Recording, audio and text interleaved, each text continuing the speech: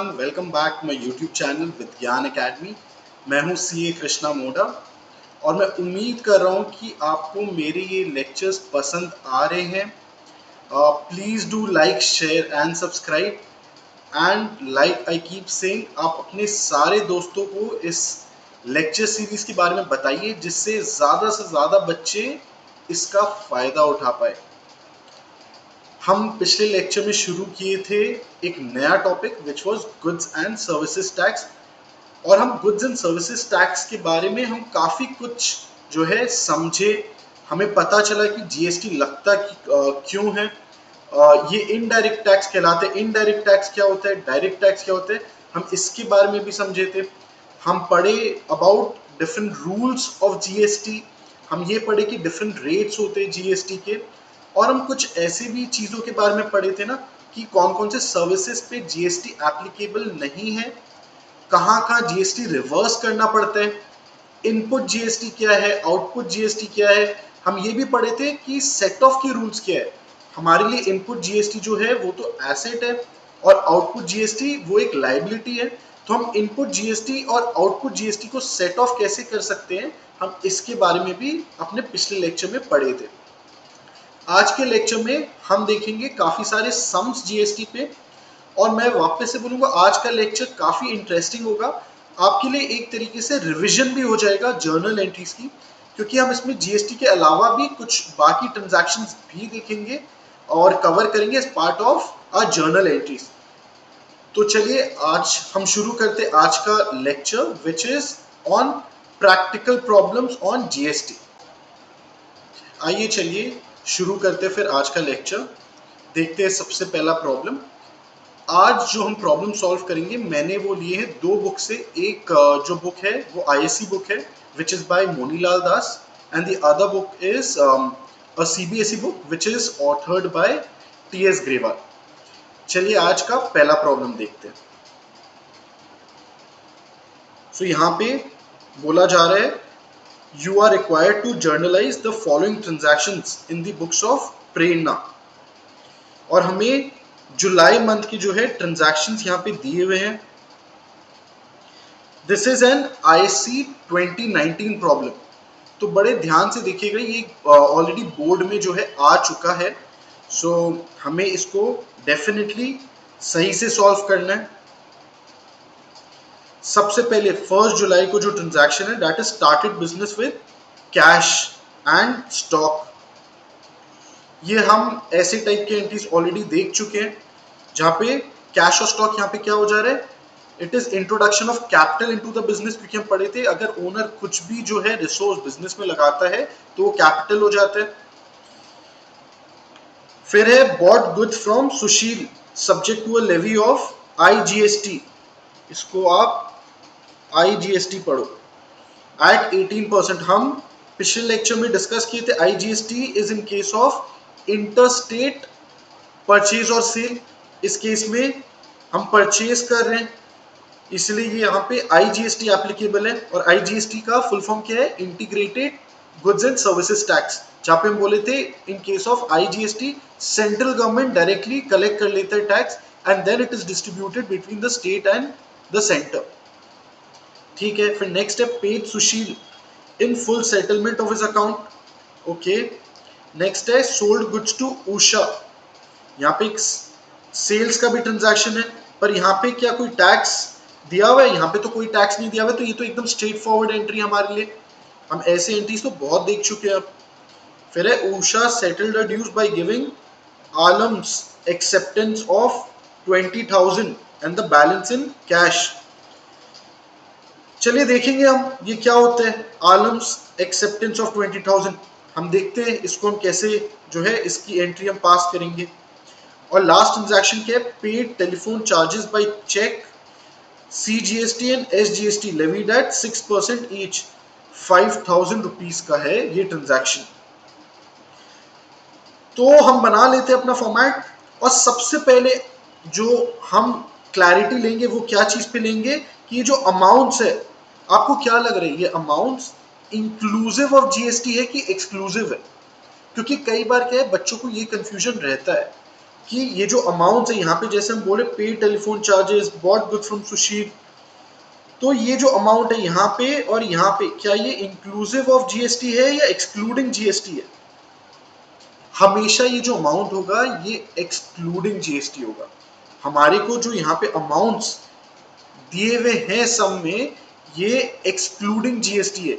ये चाहते हैं कि हम कैलकुलेट करें जीएसटी इस अमाउंट पे, इसलिए हमें जो है, जो पहला पार्ट है सम का बोला जा रहा है पे टेलीफोन चार्जेस बाई चेक, वो टेलीफोन चार्जेस ये अमाउंट है, और इस पे क्या है फिर बोला जा रहा है कि आप लेवी करो 6% CGST और 6% SGST।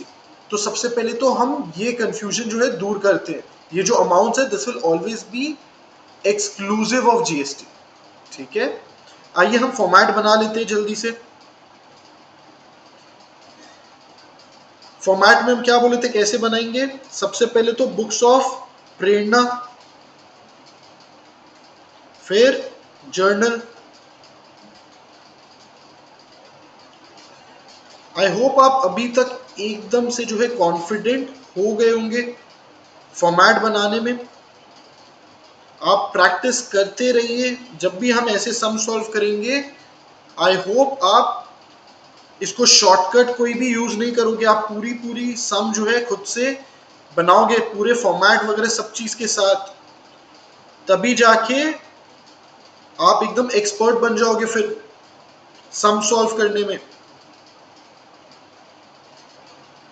सबसे पहले क्या आता है जर्नल में? डेट, फिर पर्टिकुलर्स, फिर लेजर फोलियो मतलब लेजर पेज नंबर, फिर डेबिट और क्रेडिट, जो कि क्या है हमारे अमाउंट के कॉलम से, डेबिट अमाउंट और क्रेडिट अमाउंट के। चलिए ये शुरू करते हैं। फिर सबसे पहला एंट्री 1 जुलाई, तो 01/07/24 started business with cash stock. तो कैश हमारे बिजनेस में आ रहा है, तो कैश अकाउंट, डेबिट और स्टॉक। तो स्टॉक ये हम बोल सकते हैं या तो स्टॉक या तो स्टॉक इन ट्रेड। स्टॉक को हम क्या बोलते हैं? स्टॉक इन ट्रेड भी बोलते हैं ना। तो stock in trade account debit, और यहाँ पे कितना कितना अमाउंट है? 1,30,000 और 20,000। टू कैपिटल, हमारे लिए जो है कैपिटल क्रेडिट हो जा रहा है, यहाँ पे ये कितना हो रहा है? 1,50,000। फिर हम नरेशन लिख लेते हैं, being cash and stock introduced in business. Clear है? ये पहला एंट्री था, बहुत ही इजी। ये हम ऑलमोस्ट 4-5 बार ऐसे एंट्रीज देख लिए हैं।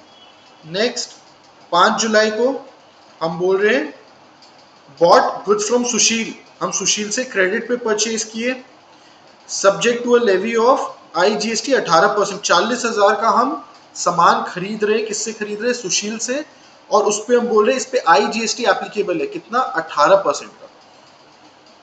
तो हम पिछले लेक्चर में क्या सीखे थे? इसमें हमारा जो नॉर्मल एंट्री हम पहले से परचेज की एंट्री करते आ रहे वो तो एज इट इज रहेगा, उसके अलावा एक और चीज हमारे लिए क्या खड़ा हो जाएगा? हमारे लिए खड़ा हो जाएगा IGST, जो कि इस केस में क्या हो रहा है? परचेज है, तो it will be an asset for us. हम पे कर दे रहे हैं अपने क्रेडिटर को, पर हमारे लिए वो फिर क्या हो जा रहा है? वो IGST एसेट की तरह खड़ा हो जाएगा, जो हम फिर सेट ऑफ करेंगे अगेंस्ट आउटपुट IGST। तो यहाँ पे परचेज करें हम, तो परचेज अकाउंट डेबिट, गुड्स है इसलिए परचेज, फिर input IGST account debit to Sushil. हम तो सुशील को दे देंगे, सुशील फिर अपना गवर्नमेंट को पे करते रहेगा। तो कितना कितना हो जा रहा है? परचेज 40,000, उस पे 18% जो है IGST है।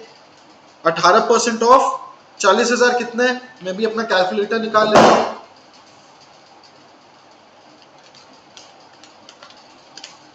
7,200 और टोटल सुशील कितना पाएगा 47,200 विच इज इंक्लूडिंग 18% IGST। तो यहां पे हम लिख लेते बी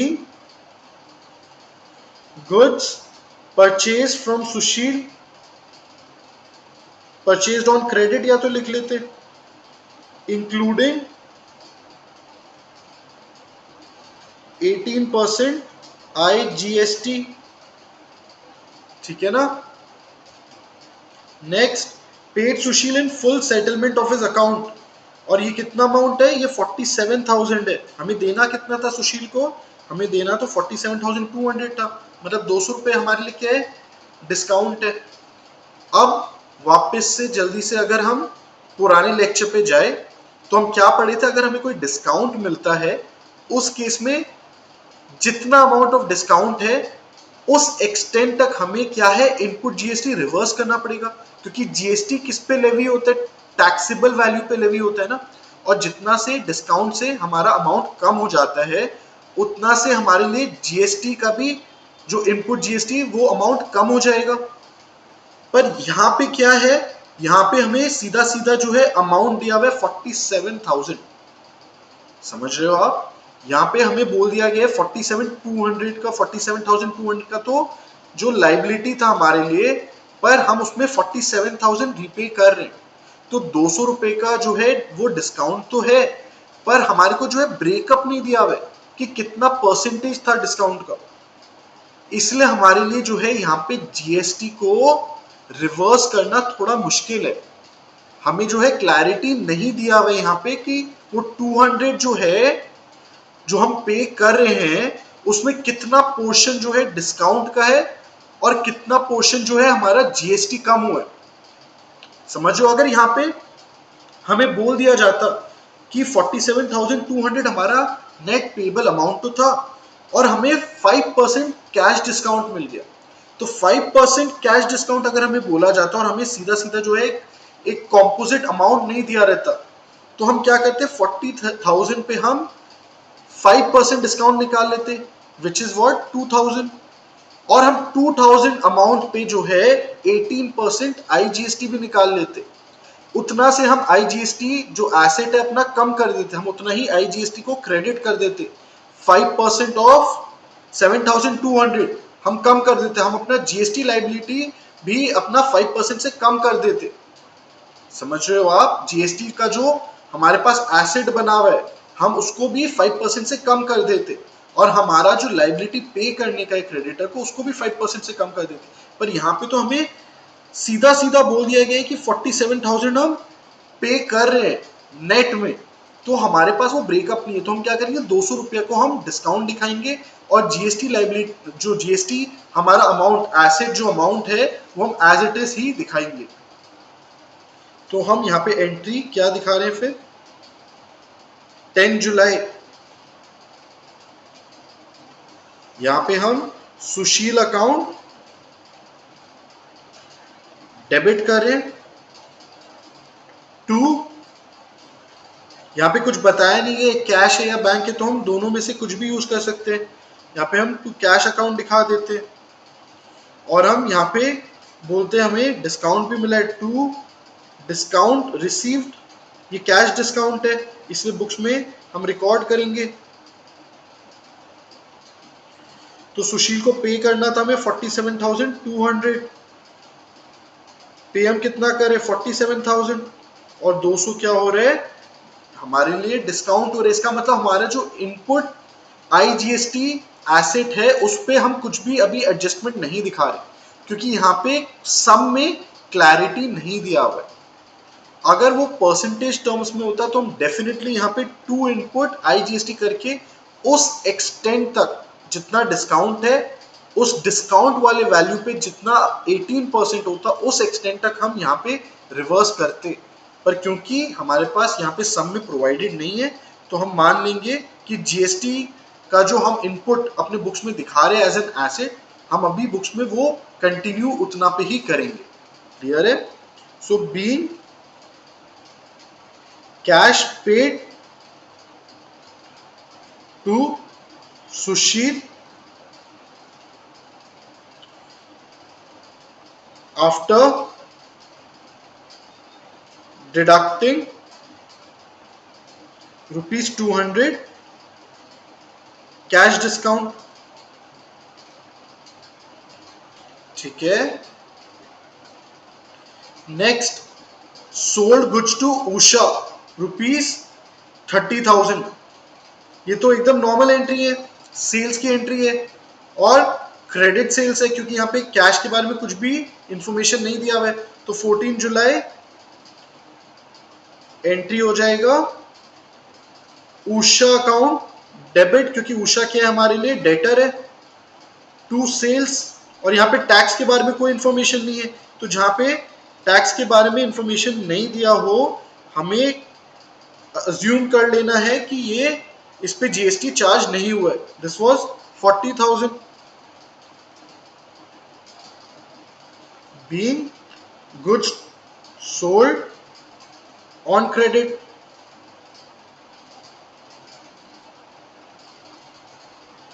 नेक्स्ट, सॉरी ये 30,000 है, इसको आप 30,000 दिखा लो। ये 30,000 है। फिर हम बोल रहे हैं Usha settled dues by giving Alam's acceptance of ₹20,000 and a balance in cash. इसका मतलब अब क्या हो रहा है, जब हमें बोला जाता है कि कोई हमें एक्सेप्टेंस दे रहा है, एक्सेप्टेंस का क्या मतलब हो रहा है, यहां पे जो इंस्ट्रूमेंट इन्वॉल्व है it is called bills receivable. Acceptance का मतलब हो रहा है कि उषा को उसके किसी डेटर ने जो है बिल्स रिसीवेबल दिया और उषा ने क्या किया, उसे एक्सेप्ट किया। हम बिल्स रिसीवेबल, बिल्स पेबल, जो बिल्स ऑफ एक्सचेंज है, हम इसके बारे में डिटेल में आगे चल के पढ़ेंगे। There is a chapter dedicated towards bills of exchange, उसमें हम बहुत ही ज्यादा डिटेल में पढ़ेंगे कि ये बिल्स रिसीवेबल क्या होता है, बिल्स पेबल क्या होता है। पर अभी आप इसको ऐसे समझो कि जहां पे हम बोल रहे हैं हमें एक्सेप्टेंस मिल रहा है उषा से, और उषा क्या करे, आलम का एक्सेप्टेंस हमें दे रही है, तो इसीलिए इसका मतलब ये हो रहा है कि उषा ने जो है आलम से एक्सेप्ट किया था। क्या एक्सेप्ट किया था, एक नेगोशिएबल इंस्ट्रूमेंट एक्सेप्ट किया था, और उस नेगोशिएबल इंस्ट्रूमेंट को हम क्या बोलते हैं, बिल्स रिसीवेबल। तो या तो कई बार क्या होता है, आप कैश नहीं पे करके आप एक बिल से पेमेंट करते हो। वो बिल क्या होता है, बिल एक नेगोशिएबल इंस्ट्रूमेंट है जो बताता है कि मैं आपको ये अमाउंट इस तारीख को जो है दूंगा और कहां दूंगा। और जब मैं ये बिल बना के देता हूं अपने क्रेडिटर को, तो मेरे लिए हो जाता है बिल्स पेबल, और मेरे क्रेडिटर के लिए क्या हो जाता है, बिल्स रिसीवेबल, क्योंकि वो पाएगा। तो उस केस में हम क्या करते हैं, अपने डेटर को हटा के उसकी जगह बिल्स रिसीवेबल दिखा देते हैं। हम डेटर को क्रेडिट कर देते, तो बिल्स रिसीवेबल को डेबिट कर देते हैं। तो यहां पे हम क्या बोल रहे हैं, Usha settled her dues by giving Alam's acceptance of 20,000 and the balance by cash. तो यहाँ पे उषा को कितना देना था, उषा को तो 30,000 देना था, जिसमें से उषा बिल्स रिसीवेबल जो है दे रही है ऑफ 20,000। तो यहाँ पे 15 तारीख है, नहीं ये 28 तारीख है। सो 28 तारीख को उषा का हम अकाउंट जो है सेटल करते हैं। फिर तो हमें मिल रहा है बिल्स रिसीवेबल, इसको हम बिल्स रिसीवेबल बोलते हैं, बिल्स रिसीवेबल अकाउंट डेबिट। कितना का, 20,000 का हमें एक्सेप्टेंस मिल रहा है, और कैश मिल रहा है हमें रिमेनिंग अमाउंट। तो रिमेनिंग अमाउंट कितना बच रहा था, 10,000 टू उषा अकाउंट। 30,000 से हम उषा को फिर क्रेडिट कर दे रहे। यहां पे ये क्या हो जा रहा है, being acceptance of ₹20,000 received and cash ₹10,000 received from Usha।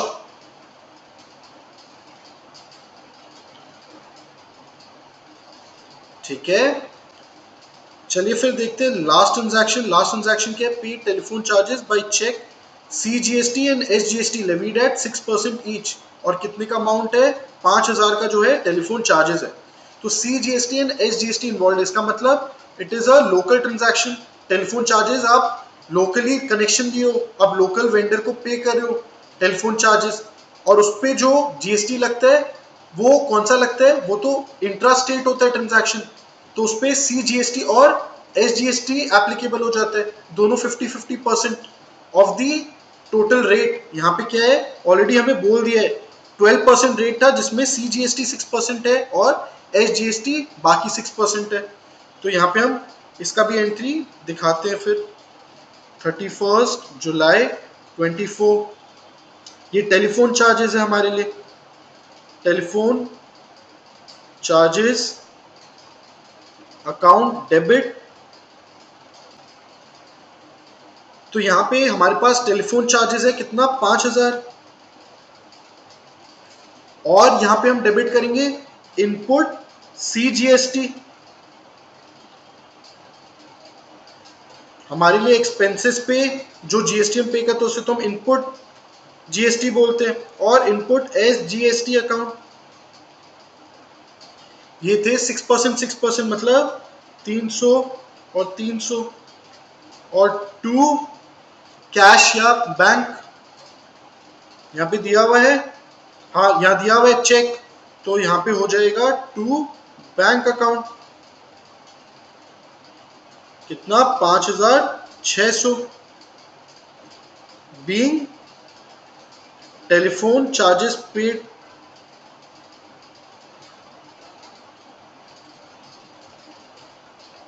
Including 6% CGST and 6% SGST। Narration आप अपने हिसाब से खुद से लिख सकते हो, जरूरी नहीं है नरेशन एग्जैक्टली सबका सेम हो, ठीक है? It should be descriptive. तो समझ आ रहा है? इजी था ये सब, कुछ भी इसमें आपको डिफिकल्ट लगा? एकदम स्ट्रेट फॉरवर्ड था। 2 ही एंट्री जो है वो GST से रिलेटेड थे, बाकी तो हम सब पुराने एंट्रीज ये देख चुके हैं, है ना? चलिए फिर देखते हैं नेक्स्ट सम। चलिए आइए देखते हैं नेक्स्ट सम। ये भी ISC के स्पेसिमेन पेपर में आया हुआ है, तो हमें इसको सही से करना जरूरी है। You are required to pass journal entries for the following transactions in the books of Rajiv. सबसे पहला, purchase goods for 15,000 from Vinay at a trade discount of 10%.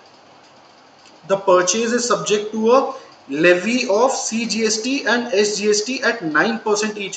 मतलब टोटल GST रेट कितना? 18%, जिसमें से CGST 9% है और SGST 9% है। और ये obviously it is an intrastate local transaction ही है, इसलिए यहाँ पे CGST और SGST है। अगर इंटरस्टेट होता, कोई और स्टेट में अगर ट्रांजैक्शन जो है परचेज या सेल के इन्वॉल्व होते हैं, तो IGST होता है। 40% of the amount is paid immediately made by a check।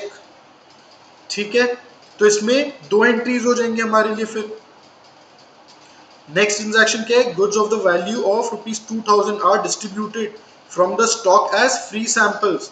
These goods had been purchased paying CGST and SGST at 9% each। तो इसमें आपको याद आ रहा है, हम बोले कि कुछ कुछ केसेस में जो है आपको इनपुट GST का बेनिफिट नहीं मिलेगा, मतलब आप सेट ऑफ नहीं कर सकते। उसमें से एक केस ये भी था, अगर आप एडवर्टाइजमेंट में, मतलब आप कुछ फ्री सैंपल्स डिस्ट्रीब्यूट कर दे रहे हो एज एडवर्टाइजमेंट, तो उस केस में जो है इनपुट GST आपको रिवर्स करना पड़ेगा।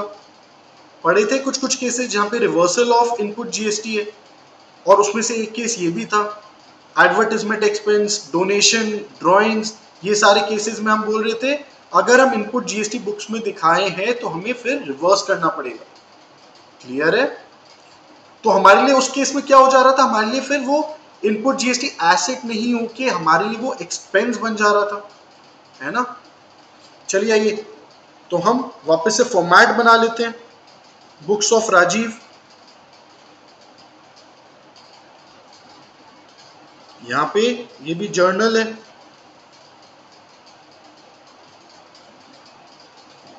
सबसे पहला कॉलम डेट, फिर पर्टिकुलर्स, फिर ledger folio, debit credit amount, simple. सबसे पहले नंबर 1, यहाँ पे डेट नहीं दिया हुआ है तो हम सीरियल नंबर लिख लेते हैं। Purchase goods for ₹15,000 from Vinay at a trade discount of 10%। अच्छा, ट्रेड डिस्काउंट के केस में क्या हम रिकॉर्ड करते हैं डिस्काउंट? नहीं, हम सिर्फ कैश डिस्काउंट बुक्स में दिखाते हैं। ट्रेड डिस्काउंट को तो हम परचेज अमाउंट में एडजस्ट करके दिखाते हैं। और क्या जीएसटी अप्लाई होता है? जितना ट्रेड डिस्काउंट है क्या उस अमाउंट पे जीएसटी पे करना पड़ता है? नहीं, क्योंकि अगेन वो तो टैक्सेबल वैल्यू पे जीएसटी चार्ज होता है, और taxable value is after excluding all kinds of discount, चाहे वो कैश डिस्काउंट हो चाहे वो ट्रेड डिस्काउंट हो। इस केस में ट्रेड डिस्काउंट है तो उसको भी हम लेस करके फिर अपना जीएसटी अमाउंट कैलकुलेट करेंगे, है ना। चलिए फिर यहाँ पे परचेज अकाउंट डेबिट कितना? 15,000, लेकिन उस पे 10% ट्रेड डिस्काउंट है, मतलब 13,500, 1500 का डिस्काउंट हो गया। और यहाँ पे हम बोल रहे हैं इनपुट सीजीएसटी और इनपुट एसजीएसटी हो जाएगा एप्लीकेबल, है ना। तो इनपुट सीजीएसटी अकाउंट डेबिट और इनपुट एसजीएसटी अकाउंट डेबिट, ये दोनों के अमाउंट कितने कितने होंगे? 13,500 इंटू 0.09% है यहाँ पे, 1215। सिमिलरली एसजीएसटी भी कितना होगा? 1215। क्लियर है कौन से वैल्यू पे कैलकुलेट कर रहे हैं हम कर रहे हैं 13,500 पे जीएसटी कैलकुलेट। और यहाँ पे हम बोल रहे हैं कि विनय से खरीद रहे हैं ना, तो हमारा जो है 60% क्रेडिट पे, 40% हम इमीडिएटली पे कर दे रहे हैं। और चेक से पे करें तो टू बैंक अकाउंट और टू विनय अकाउंट। कितना हो रहा है टोटल? विनय को पे कितना करना था? 13,500 प्लस 1215 प्लस 1215, टोटल 15,930 पे करना है, जिसमें से हम 40% अभी पे कर दे रहे हैं, तो 6372, और हम 60% बाद में पे करेंगे, विच इज 9558। क्लियर है? हम इसमें क्या कर रहे हैं? B goods purchased from Vinay including 18% GST, CGST SGST दोनों मिला के 9 + 9 18% है, and 40% amount paid immediately.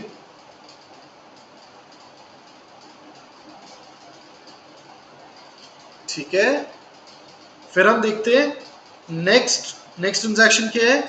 Goods of the value of 2,000 are distributed from the stock as free samples. तो हम बोले इस केस में हमारे लिए जरूरी है कि हम अपना इनपुट सीजीएसटी और एसजीएसटी को रिवर्स करें।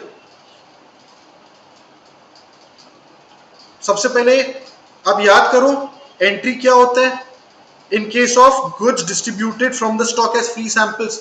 जीएसटी आप भूल जाओ, नॉर्मल एंट्री क्या था? सैंपल्स के केस में एडजस्टमेंट क्या हो रहा है? अगेंस्ट परचेज, तो advertisement expense account debit to purchase account, ये हमारा नॉर्मल एंट्री था। पर इस केस में क्या हो जाएगा, हम साथ में क्या करेंगे क्रेडिट, हम करेंगे इनपुट CGST और इनपुट SGST को भी क्रेडिट। ठीक है, सिंपल है, बहुत ज्यादा कुछ डिफरेंस नहीं है। So advertisement expense account debit,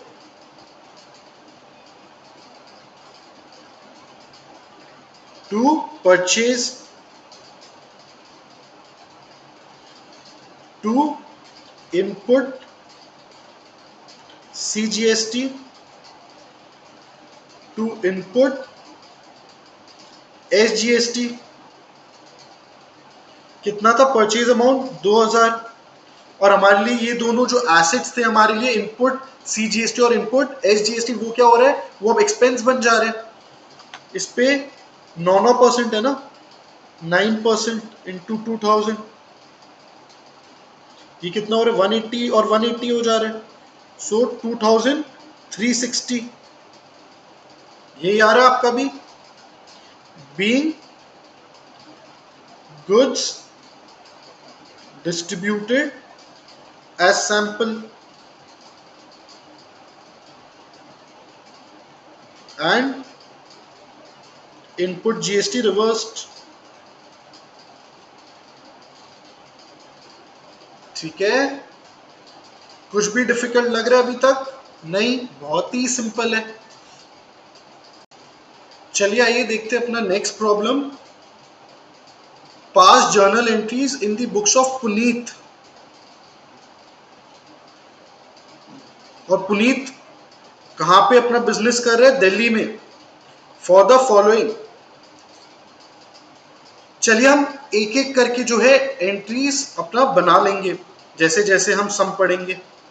तो हम पहले तो बुक्स ऑफ पुनीत के अंडर जर्नल का फॉर्मेट बना लेते हैं।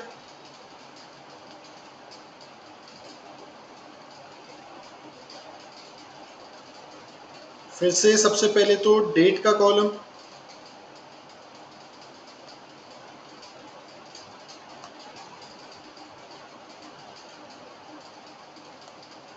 थोड़ा सा ये जो है लेंदी समय, तो हमें जगह ज्यादा चाहिए होगा।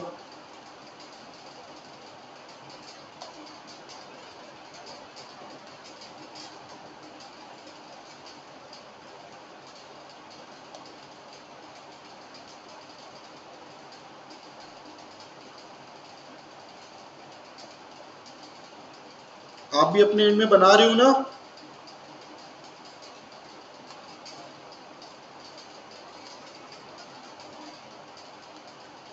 आज की क्लास में क्या है कि आपका जो है अच्छा प्रैक्टिस जर्नल एंट्रीज का भी हो जाएगा। आप देख रहे हो, हम सिर्फ GST से रिलेटेड एंट्रीज नहीं देख रहे, हम बाकी भी एंट्रीज कवर कर रहे हैं। तो it's a good practice for us. ऐसे क्या है कि कुछ डिफरेंट टाइप के एंट्रीज भी कवर हो जाएंगे, है ना। चलिए अब यहाँ पे आ जाएगा हमारा ऊपर में हेडर्स, डेट और पर्टिकुलर्स। फिर यहाँ पे लेजर फोलियो, डेबिट और क्रेडिट जो हमारे अमाउंट के कॉलम्स है, रुपीस और रुपीस। ठीक है, चलिए अब देखते हैं। सबसे पहला जो है ट्रांजैक्शन क्या दिया हुआ है, received an order from Karan and co for supply of goods of ₹50,000। यहाँ पे बोले रिसीव्ड एन ऑर्डर। तो रिसीव जब हम करते हैं, एक ऑर्डर हमें मिलता है, तो उस केस में तो कोई एंट्री नहीं होता है, क्योंकि उसमें क्या मनी इन्वॉल्व है। ऑर्डर जब हम पाते तो क्या कोई पैसे इन्वॉल्व है, नहीं। तो हमारे लिए यहाँ पे हम लिख देते हैं फिर no entry in case of the first event. Second, received an order from AKN company for goods of ₹1 lakh along with a check of ₹25,000 received as advance। तो इसमें भी रिसीव तो हम ऑर्डर ही कर रहे हैं, पर यहाँ पे बोले हमें कुछ एडवांस रुपए मिल रहे हैं।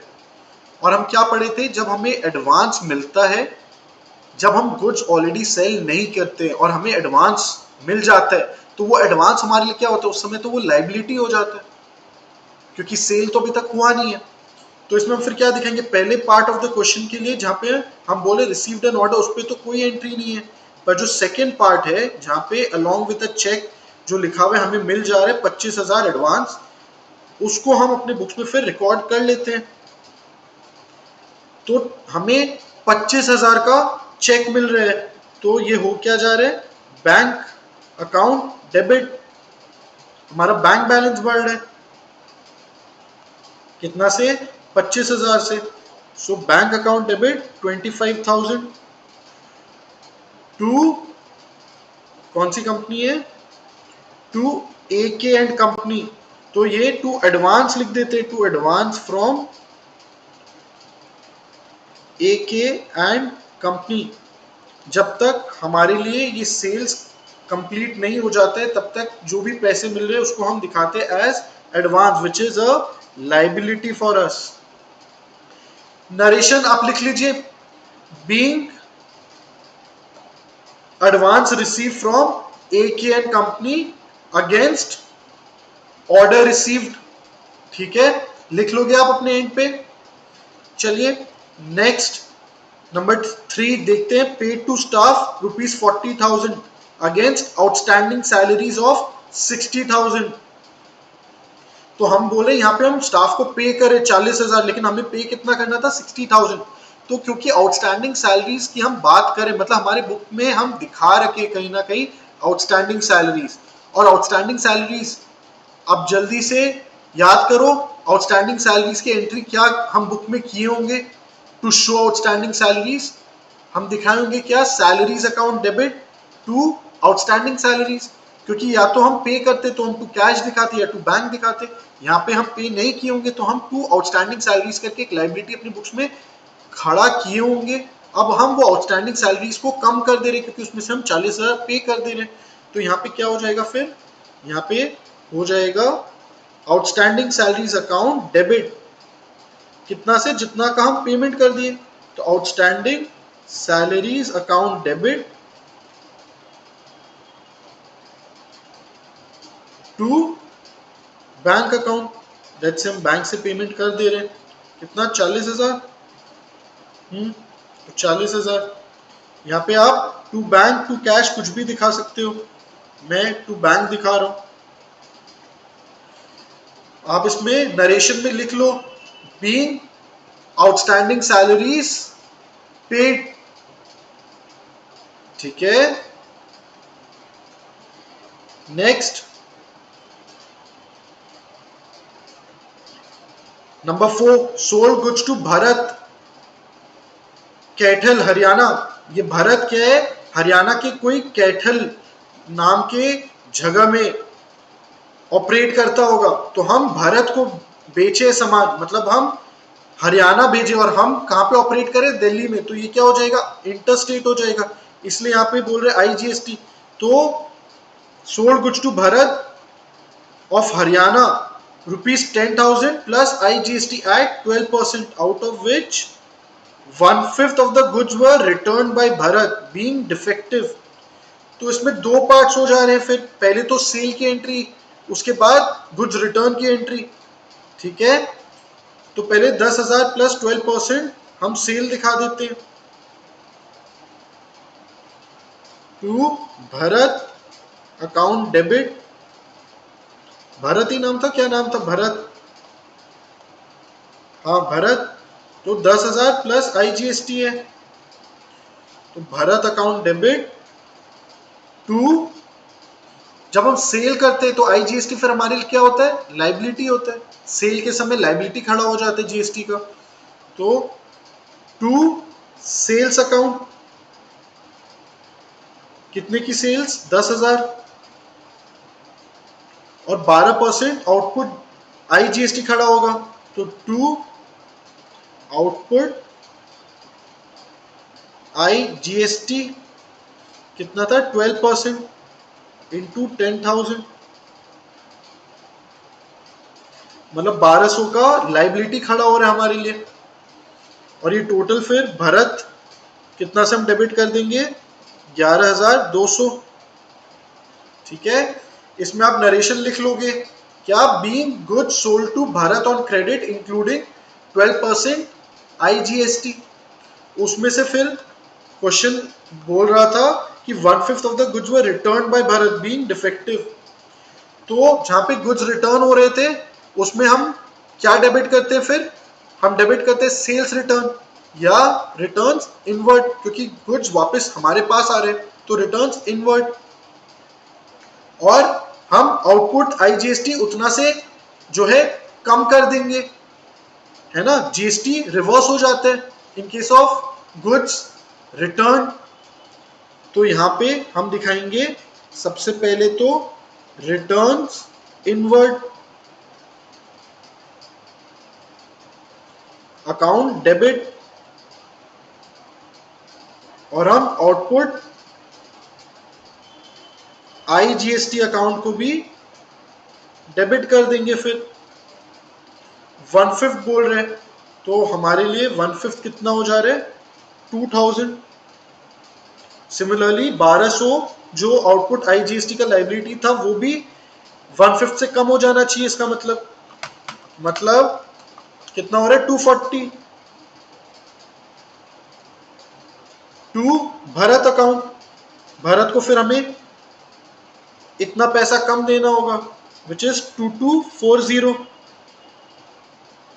इस पे आप नरेशन लिख लोगे, being 1/5 goods return to Bharat and corresponding IGST reversed. ठीक है, सिंपल है, समझ में आ रहा है, रिलेट कर पा रहे हो। हम जो लास्ट क्लास में पढ़े हैं थियोरी, जो हम एंट्रीज देख रहे थे कैसे होंगे, अब आप एंट्रीज रिकॉर्ड कर रहे हो। आई होप अब एकदम क्लियर है एंट्रीज कैसे रिकॉर्ड होते हैं। ठीक है, next number 5, cheque of 20,000 issued by Firoz was dishonoured. तो देख रहे हो ये केस वापस से GST का नहीं है, पर हम ऐसा एंट्री पहले भी देखे हुए, cheque of 20,000 issued by Firoz was dishonoured. इसका मतलब हमें फिरोज ने कोई चेक दिया होगा 20,000 का, हम जब बैंक में उसको जमा कराने गए तो वो डिसऑनर हो गया, वो बाउंस हो गया वो चेक। तो इस केस में क्या हुआ होगा, जब हमें चेक मिला होगा फिरोज से, हम क्या किए होंगे, हम बैंक अकाउंट डेबिट किए होंगे। चेक आ रहा था हमारे पास और हम फिरोज को क्रेडिट किए होंगे। फिरोज हो सकता है हमारा कोई डेटर होगा, वो पेमेंट कर रहा होगा हमें, तो हम फिरोज को उतना से क्रेडिट किए होंगे ना। तो bank account debit to Firoz account हम पहले रिकॉर्ड किए होंगे 20,000। इस केस में क्या हो रहा है, अब वो चेक डिसऑनर हो जा रहा है। इसका मतलब जितना से हम फिरोज का अकाउंट कम किए थे, वापस से हमें फिरोज को उतना से डेबिट करना होगा, वापस से उतना से फिरोज हमारा डेटर बनेगा। हम जितना कम किए थे उसका डेट, वापस से हम उसको डेबिट करना पड़ेगा। और बैंक, क्योंकि हम दिखाए थे हमारे बैंक में इतना बैलेंस आ रहा है, पर क्योंकि उतना बैलेंस तो आया नहीं, तो बैंक भी हमें जो है उतना से ही क्रेडिट करना होगा। हम 20,000 बैंक में डेबिट किए थे कि बैंक बैलेंस हमारा बढ़ा था 20,000 से, पर एक्चुअल में वो डिसऑनर हो गया, तो हमें बैंक का बैलेंस उतना से ही कम करना होगा। तो इसमें एंट्री हो जाएगा Firoz account debit to bank account,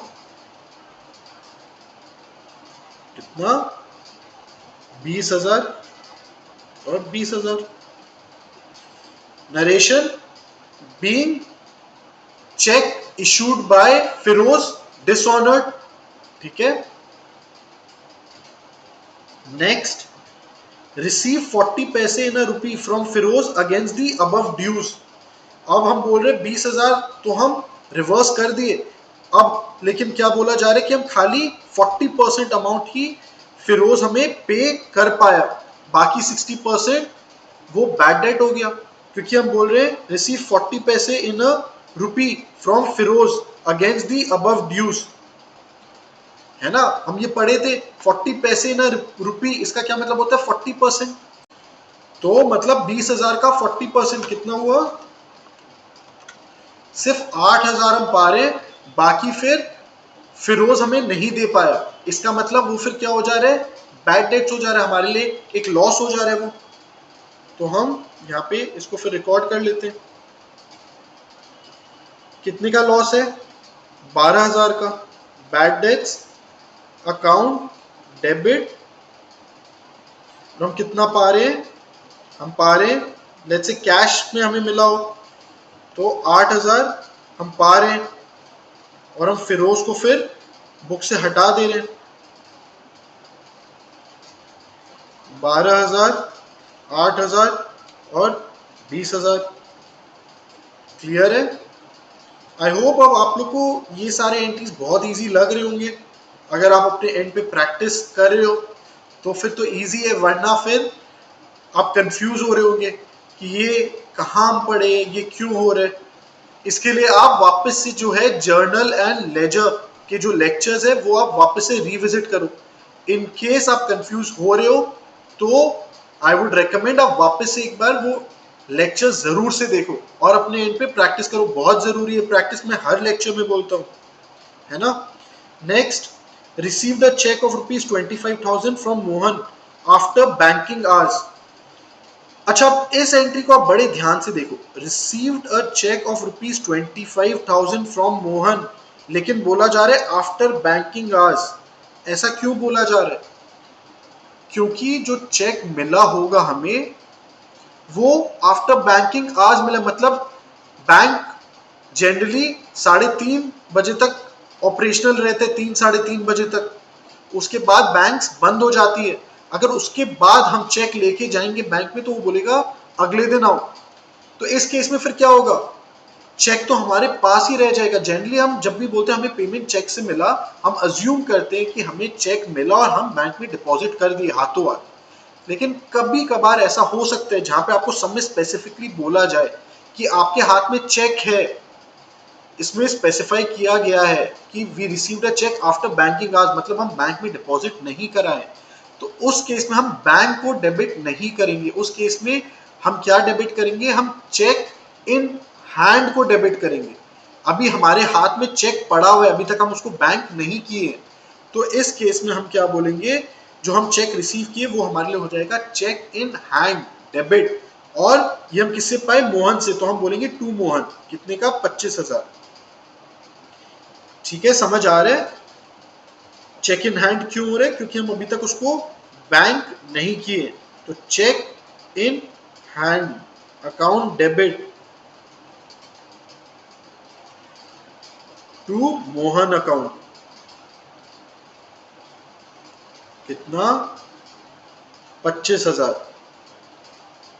ठीक है, being cheque receive from Mohan, ये हो जाएगा आपका narration. Next, number 8, purchase goods from Varun of Chandigarh of ₹10,000 plus IGST 12% and sold them to Arun of Shimla at 22,400 including IGST at 12%। तो इसमें दो ट्रांजैक्शन हो रहे हैं, एक परचेज का एक सेल का। दोनों ही इंटर स्टेट है क्योंकि IGST है, और हम दिल्ली में ऑपरेट कर रहे, खरीद रहे चंडीगढ़ से, बेच रहे शिमला में है, तो दोनों ही IGST है। तो हम दो एंट्रीज पे रिकॉर्ड कर लेते हैं। सबसे पहले परचेज का, कि purchase from Varun of Chandigarh 10,000 plus 12% IGST। तो फिर एंट्री क्या हो जा रही है यहाँ पे? Purchase account debit, input IGST, क्योंकि ये इंटरस्टेट है तो input IGST account debit to Varun account. Purchase 10,000, IGST 12% था तो 1,200 टू वरुण 11,200। ये first part of the entry है, और नरेशन आप लिख लोगे, being goods purchase from Varun on credit including 12% IGST। ठीक है, next, sold them to Arun at 22,400, पर ये 22,400 क्या है? इंक्लूडिंग IGST है। कितना? 12%। तो कितना हो रहा है? 22,400 डिवाइडेड बाय 1.12। हम इसको डिवाइड करें बाय 1.12 क्योंकि इसमें 12% जो है IGST घुसा हुआ है इस अमाउंट में, तो हमें दोनों को सेपरेट करना है कि कितना हमारा IGST अमाउंट है और कितना हमारा एक्चुअल परचेज अमाउंट है।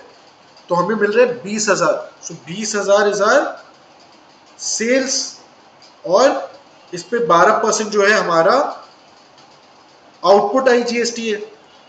तो इस केस में क्या नाम है इसका, किसको सेल किया, अरुण। तो अरुण अकाउंट डेबिट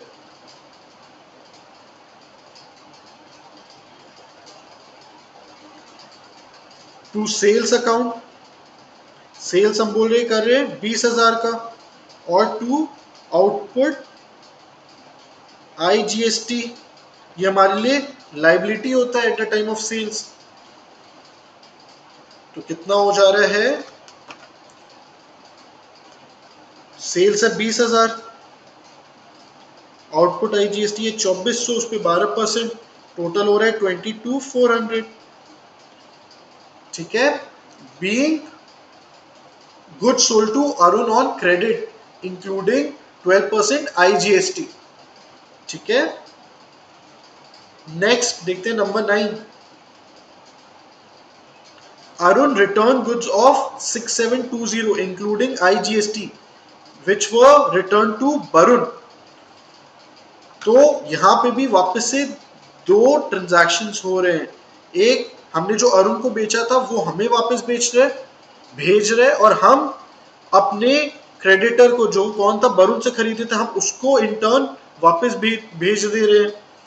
तो कितना हो जा रहा है,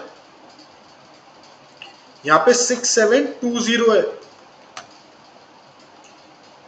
सेल्स का अमाउंट हमें दिया हुआ है, 6720 वर्थ ऑफ गुड्स हमें वापस मिला है। तो 6720 डिवाइडेड बाय 1.12, मतलब 6000 का जो है हमें सामान वापस मिला है, जिसमें से 720 GST था।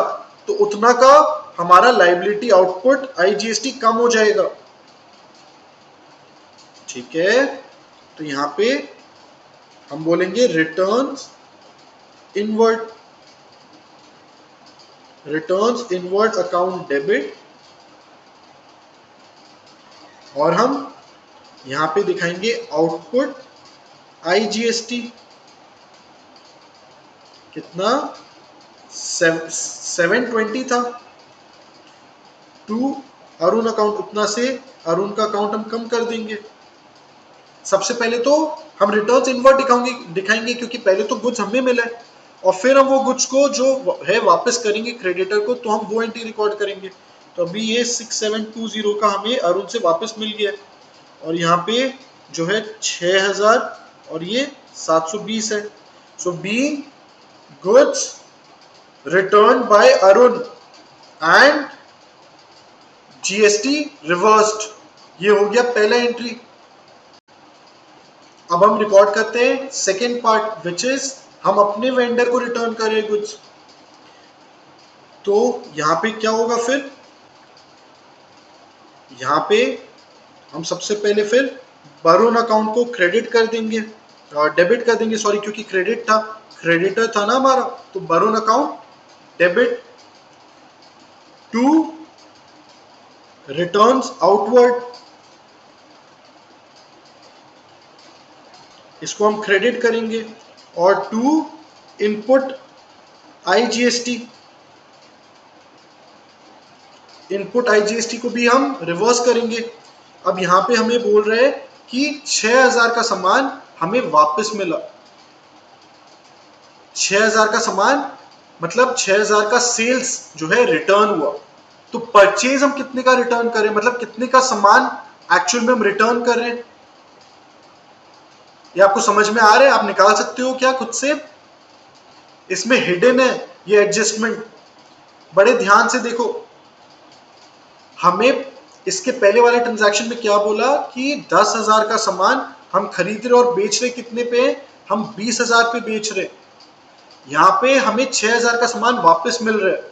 इसका मतलब अगर 6,000 का सेलिंग प्राइस है तो उसका कॉस्ट प्राइस फिर कितना होगा, ये तो सिंपल मैथ्स है। अगर 10 का सामान हम 20 में बेच रहे हैं और हमें 6 का सामान वापस मिल रहा है, तो इसका मतलब हम भी तो 3 का सामान लौटा रहे हैं ना। क्लियर है, हमें 6,000 का सामान वापस मिल रहा है, इसका मतलब उस पे प्रॉफिट 100% था। 10,000 को हम 20,000 पे बेच रहे हैं तो 100% प्रॉफिट था। तो यहाँ पे 6,000 का सामान अगर हमें वापस मिल रहा है तो हम भी तो 3,000 का सामान वापस लौटा रहे हैं। तो यहाँ पे बरून अकाउंट हम कितना से फिर कम कर देंगे, हम कर देंगे 3,000 प्लस उतना IGST से। तो गुड्स रिटर्न में यहाँ पे रिटर्न्स आउटवर्ड आ रहे 3,000, उस पे IGST 12% मतलब 360। तो बरून अकाउंट हम डेबिट कर दे रहे 3360 से। क्लियर है? आई होप आपको ये समझ आ गया हम ये कैसे कैलकुलेट किए। हम जब 10,000 का सामान खरीदे थे, हम उसको बेचे थे 20,000 में, और वो 20,000 में से 6,000 हमें वापस मिल रहे हैं। इसका मतलब 10,000 में से 3,000 हमारा परचेज कम हो जा रहा है, क्योंकि हम आगे अपने वेंडर को वो लौटा दे रहे हैं। ठीक है, इसका नरेशन आप लिख लीजिए, being goods return to Barun and GST reversed. ठीक है, चलिए फिर देखते हैं नेक्स्ट क्या ट्रांजैक्शन है। Puneet purchased 10 TV sets at 20,000 per set and paid IGST at 12%. It sold all the sets at rupees 25,000 per set plus CGST and SGST at 6% each. तो यहाँ पे जो परचेज का ट्रांजैक्शन हो रहा है वो इंटरस्टेट है, क्योंकि उसमें IGST इन्वॉल्व है, और वो कितना का रेट है 12%। और जो सेल्स हो रहा है वो सेल्स हो रहा है लोकल में, क्योंकि यहाँ पे CGST एंड SGST इन्वॉल्व है, दोनों 6% है। तो इसमें तो कुछ डिफिकल्ट नहीं है, बस इसको हम जो है दो एंट्रीज इसका दिखा देते हैं, पहले परचेज और फिर सेल। तो 10 TV सेट्स एट 20,000 मतलब 2 लाख का परचेज है, उस पर 12% IGST है। तो हम पुनीत के बुक्स में रिकॉर्ड करे थे। और ये क्या क्रेडिट परचेज है कि कैश परचेज है? कुछ भी क्रेडिटर के बारे में बताया जा रहा है? नहीं, तो ये कैश परचेज है। सिमिलरली सेल्स में भी कुछ भी नहीं बताया जा रहा है डेटर के बारे में, तो ये कैश सेल भी है। तो सबसे पहले कैश परचेज रिकॉर्ड कर लेते हैं। Purchase account debit, input IGST, ये इंटरस्टेट ट्रांजैक्शन था, टू कैश या bank, to cash account. 2 lakh का सामान था ना, 20,000 ईच, 10 यूनिट्स, और उस पे 12% IGST मतलब 24,000। तो टोटल कितना पे किया हम, 2,24,000। नरेशन आप लिख लोगे, being 10 TV sets purchased at rupees 2,000 या 20,000 each including 12% IGST। अब हम उसको सेल कर रहे हैं हम 25,000 पर यूनिट पे, जिसपे 6% CGST और 6% SGST है। ये भी कैश सेल है। तो फिर cash account debit to sales account to output CGST to output SGST, क्योंकि ये लोकल सेल है। तो 25,000 इंटू 10, 2,50,000 का सेल है, जिसपे 6% दोनों GST है। तो 15,000 और 15,000, तो टोटल 2,80,000। क्लियर है? बहुत ही सिंपल है ये तो। देखिए फिर नेक्स्ट ट्रांजैक्शन। तो फिर नेक्स्ट है नंबर 11। So next है paid insurance of 11,200 including CGST and SGST at 6% each for a period of 1 year. ठीक है, तो यहाँ पे 11,200 जो है that is inclusive of CGST and SGST, मतलब 12% का GST इसमें इंक्लूडेड है। सो 11,200 डिवाइडेड बाय 1.12, मतलब 10,000 का इंश्योरेंस पे कर रहे हैं हम, एंड उस पे 6% CGST एंड 6% SGST। तो यहाँ पे एंट्री फिर क्या हो जाएगा, insurance premium account debit. Insurance क्या हमारे लिए एक्सपेंस है, तो एक्सपेंसेस डेबिट, और इस पे इनपुट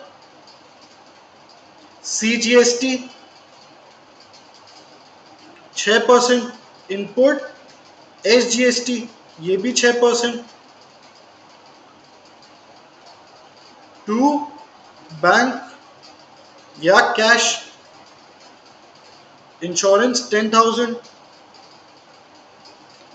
उस पर 6% मतलब 600, और ये भी 600, तो टोटल में 11,200। Narration being insurance premium paid including 6% CGST and 6% SGST। Clear है। Next, sold personal car for 1 lakh and invested the amount in the firm. तो ये फिर क्या हो जा रहा है, वापस से रिसोर्स बिजनेस में इंट्रोड्यूस कर रहे हैं हम, तो कैपिटल इंट्रोड्यूस जो एंट्री हम करते हैं वही है ये। और यहाँ पे बोले सोल्ड पर्सनल कार, तो हमें तो मतलब नहीं है ना, अभी ये कार क्या बिजनेस का पार्ट है, नहीं है। बिजनेस में क्या आ रहा है, कैश आ रहा है, तो चाहे कार बेचे चाहे वो अपना घर बेचे, जो ओनर है वो तो कैश ही इंट्रोड्यूस कर रहे हैं। वो जो रिसोर्स इंट्रोड्यूस बिजनेस में करता है हम तो उसको अकाउंट करेंगे, तो हमारे लिए cash to capital normal entry है। आप कंफ्यूज मत होइएगा, अगर लिख दे कि sold personal car, sold let's say equipment, sold personal machinery, कुछ भी बेचे, हम ये देखेंगे बिजनेस में क्या आ रहा है। तो यहाँ पे सिंपल 1 लाख रुपया कैश बिजनेस में इंट्रोड्यूस हो रहा है, तो कैश टू कैपिटल 1 लाख।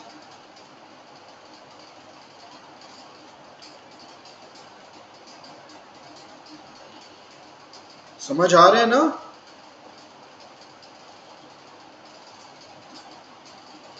जहां भी कंफ्यूजन हो आप कमेंट्स में लिखिए आपको कहाँ कंफ्यूजन है, वरना आप मुझे ईमेल भेज दो अपने क्वेरीज vidyan.academy@gmail.com। इस पे आप अपने कोई भी क्वेश्चंस है आप इस पे जो है भेज सकते हो, उस पे मैं आपको फिर रिप्लाई कर दूंगा।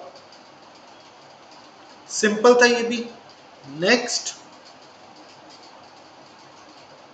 goods costing rupees 1 lakh were destroyed in fire. Insurance company admitted the claim for 75,000.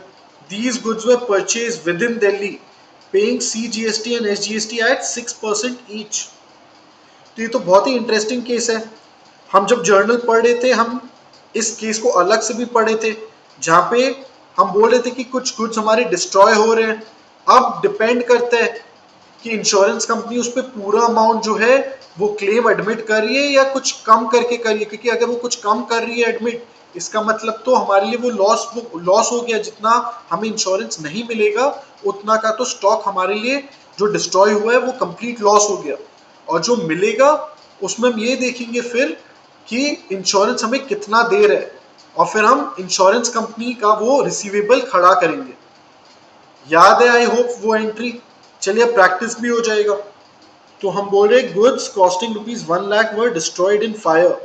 तो सबसे पहले इसका क्या एंट्री हो रहा है, goods costing rupees 1 lakh were destroyed in fire. ये तो सबसे पहले जैसे ही डिस्ट्रॉय हो रहा है हम अपने बुक्स में क्या दिखाएंगे, लॉस दिखाएंगे। हम दिखाएंगे goods lost by fire account debit, कितना 1 लाख। और किसको हम क्रेडिट करेंगे, हमने बोला था ये भी हम पढ़े थे as an adjustment against purchase, so goods lost by fire account debit to purchase account कितना 1 लाख। अब यहां बोल रहे insurance company admitted the claim for 75,000। इसका मतलब हमारा जो लॉस है वो 75,000 से कम हो जा रहा है। तो हम क्या बोले थे, जब एडमिट हो जाता है इंश्योरेंस हमारा तो उतना हम फिर इंश्योरेंस कंपनी को एज रिसीवेबल दिखा देते हैं। तो insurance account debit, insurance company account debit to goods loss by fire, हम अपना लॉस को उतना से कम कर देते हैं। So insurance company account debit 75,000 to goods loss by fire कितना ₹75,000। और हम डेबिट कितना किए थे गुड्स लॉस बाय फायर को, हम किए थे 1 लाख। तो हमारा अभी नेट में 25,000 अभी भी डेबिट हो रखा है, जो हमारे लिए क्लियर कट क्या है, लॉस है। फिर हम क्या लिख रहे हैं, these goods were purchased within Delhi paying CGST and SGST at 6% each। तो इसका मतलब क्या हो रहा है कि जो हमारा नेट में लॉस हो रहा है, जो हमारा गुड्स है जो डिस्ट्रॉय हो जा रहा है, हम बोले जैसे ही हमारा गुड्स डिस्ट्रॉय होता है तो हमारा परचेज जो है जितना से कम होता है, इसको भी हम क्या करेंगे एज एन फिर एक्सपेंस ट्रीट करेंगे। हमारा लॉस उतना से बढ़ जाएगा क्योंकि जो इनपुट CGST और इनपुट SGST हम बुक किए होंगे इस परचेज के अगेंस्ट, वो तो हमारे लिए एसेट्स थे। पर जैसे ही ये गुड्स डिस्ट्रॉय हो जा रहे हैं हमारे लिए वो इनपुट CGST और इनपुट SGST क्या हो रहे हैं, वो एक्सपेंस बन जा रहा है। तो हमारे लिए लॉस उतना से बढ़ जा रहा है। तो हम ये दोनों चीजों को फिर क्या करेंगे, क्रेडिट करेंगे, उतना से एसेट्स को अपना रिवर्स कर देंगे। क्लियर है? तो हम क्या करते हैं, हम इसका एक कंसोलिडेटेड एंट्री बनाते हैं। मैं आपको इंडिविजुअल एंट्रीज तो बता दिया पर हम इसको दिखाएंगे एज अ कंसोलिडेटेड एंट्री। चलिए आइए इस एंट्री को हम रिकॉर्ड करते हैं। So goods destroyed by fire account debit, ये कितना है, ये 25,000 है। क्यों, लाख रुपए का गुड्स डिस्ट्रॉय हो रहा है तो या तो हम दिखाए goods destroyed by fire to purchase account 1 lakh 1 lakh. फिर हम नेक्स्ट क्या दिखाएंगे, insurance company account debit 75,000 to goods destroyed by fire account credit 75,000। पर हम या तो वो करें या तो हम सीधा सीधा 25,000 इसको डेबिट कर दें। फिर हम बोले insurance account debit, insurance company account debit, उनसे हम कितना पा रहे हैं, उनसे हम पा रहे 75,000। क्लियर है? और यहां पे हम क्या बोले, ये 25,000 में हमें और भी क्या इंक्लूड करना पड़ेगा, हमें इंक्लूड करना पड़ेगा हमारा इनपुट CGST और SGST का भी अमाउंट, क्योंकि उतना वो हमारे लिए एडिशनल लॉस हो गया है। तो 1 लाख पे 6% CGST और 6% SGST मतलब 6,000 वो भी हो गया। तो टोटल में 25,000 प्लस 12,000 का एडिशनल लॉस भी तो हो गया हमें। तो ये हो रहा है 25,000 प्लस 12,000 मतलब 37,000, ये टोटल हमारा लॉस है। अब टू टू क्या, टू परचेज अकाउंट, हम परचेज को रिवर्स करते हैं इस केस में, और टू इनपुट CGST अकाउंट और टू इनपुट SGST अकाउंट। तो हम लाख रुपए का जो है परचेज कम कर दे रहे हैं और उस पे 6,000 CGST और 6,000 SGST। समझ में आ रहा है आपको ये एंट्री? हम इस एंट्री को दो पार्ट्स में भी दिखा सकते थे। हम उसको goods destroyed by fire account debit to purchase account to input CGST to input SGST account, हम इसको पहले दिखा सकते थे 1,06,000 डेबिट और क्रेडिट में 1,06,000 6,000। फिर हम दिखा सकते थे insurance company account 75,000 to goods destroyed by fire 75,000। या हम इसको सिंगल एंट्री में जैसे यहां पे दिखाए वैसे दिखा सकते हैं। ठीक है, चलिए देखते हैं next number 14, purchased machinery for 56,000 including IGST of 6,000 and paid cartage thereon rupees 5,000 and installation charges rupees 10,000। तो हम बोले कोई मशीनरी 56,000 दे के हम खरीद रहे हैं, उस पे 6,000 जो है जीएसटी भी पे कर रहे हैं, और हम पे करें कुछ कार्टेज, मतलब कुछ हम ट्रांसपोर्टेशन चार्जेस पे करें 5,000, और हम इंस्टॉलेशन चार्ज भी पे करें 10,000। हम बोले थे कोई फिक्स एसेट अगर होता है उस पे अगर हम कुछ इंसिडेंटल एक्सपेंस इंकर करते हैं, इंसिडेंटल मतलब कि उस एसेट को अगर हम जब तक यूज में नहीं ले आते तो उसको रेडी करने के लिए जो भी चार्जेस हम इंकर करते हैं वो हम इंक्लूड करेंगे in the cost of the fixed asset. इस केस में फिक्स्ड एसेट क्या है, मशीनरी है, तो मशीनरी में हम सारे खर्चे ये जो इंसिडेंटल है, मतलब जैसे लॉजिस्टिक्स हो गया 5,000, जैसे इंस्टॉलेशन हो गया, हम ये सबको इकट्ठा मशीनरी अकाउंट में दिखाएंगे। ये सब हम कैपिटलाइज कर रहे हैं as part of machinery cost. तो हमारे लिए मशीनरी का फिर कितना कॉस्ट हो जा रहा है, 56,000 प्लस 5,000 प्लस 10,000, मतलब 61 और 10 71,000 जो है हमारा मशीनरी कॉस्ट है, और 6,000 हमारा आईजीएसटी है। तो इसको हम फिर दिखाते हैं अपने बुक्स में, 71,000 और हमारा 56,000 पे कितना था आईजीएसटी, 6,000, ठीक है।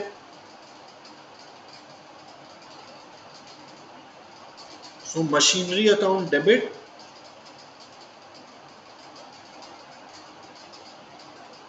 और यहाँ पे आप दिखा भी सकते हो चाहो तो 56,000 प्लस 5,000 प्लस 10,000,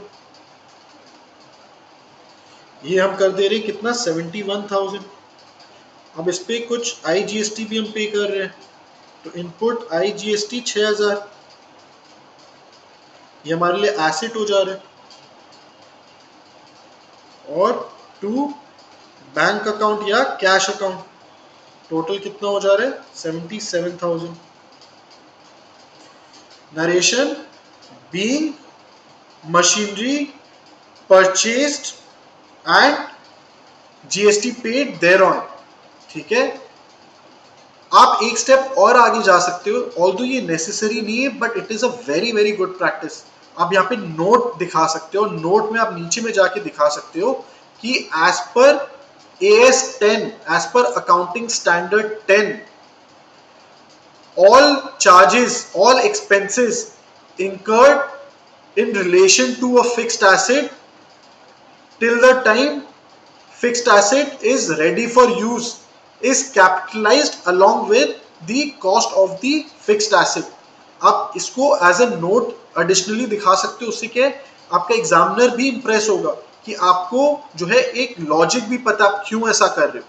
क्यों, क्योंकि फिक्स्ड एसेट के केस में जब तक आप उस एसेट को रेडी नहीं कर लेते हो उस पर जो भी एक्सपेंसेस आप इंकर करें उसको उसको उसको उसका यूज के लिए रेडी करने में जो भी एक्सपेंस इंकर हो रहा है till the time it is brought to its location of use and till the time it is made ready to use, वो सारे एक्सपेंसेस को आप जो है फिक्स्ड एसेट के साथ कैपिटलाइज कर दोगे, तो आप उसको फिक्स्ड एसेट के कॉस्ट में ही जोड़ दोगे और आप ये नोट दिखा सकते हो। इससे आपका एग्जामिनर काफी इंप्रेस होगा आपसे, ठीक है।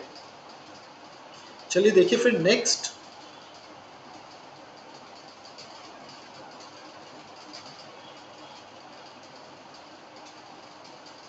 सॉरी इसमें आप ये देख रहे हो इंक्लूडिंग आईजीएसटी दिया हुआ है, तो मतलब ये 6,000 में, ये 6,000 56,000 में इंक्लूडेड है। तो सॉरी मेरे से यहाँ पे एक मिस्टेक हो गया, यहाँ पे हम दिखाएंगे इसको 50,000 है, ये इंक्लूसिव है, be very careful. 50,000 plus 5,000 plus 10,000 मतलब 65,000 है ये, और उसमें जीएसटी 6,000 जो है अलग से है, फिर 56,000 में जीएसटी वाज इंक्लूडेड, ठीक है। Please make this correction in your book. चलिए next number 15, goods costing rupees 40,000 sold to Kapil at a profit of 20% on sales less 10% trade discount plus CGST and SGST at 6% each and received a check under 2% cash discount।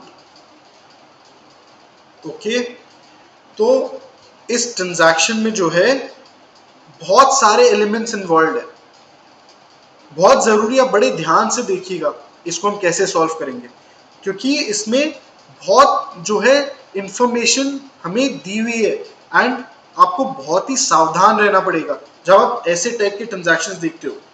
You have to be very very careful.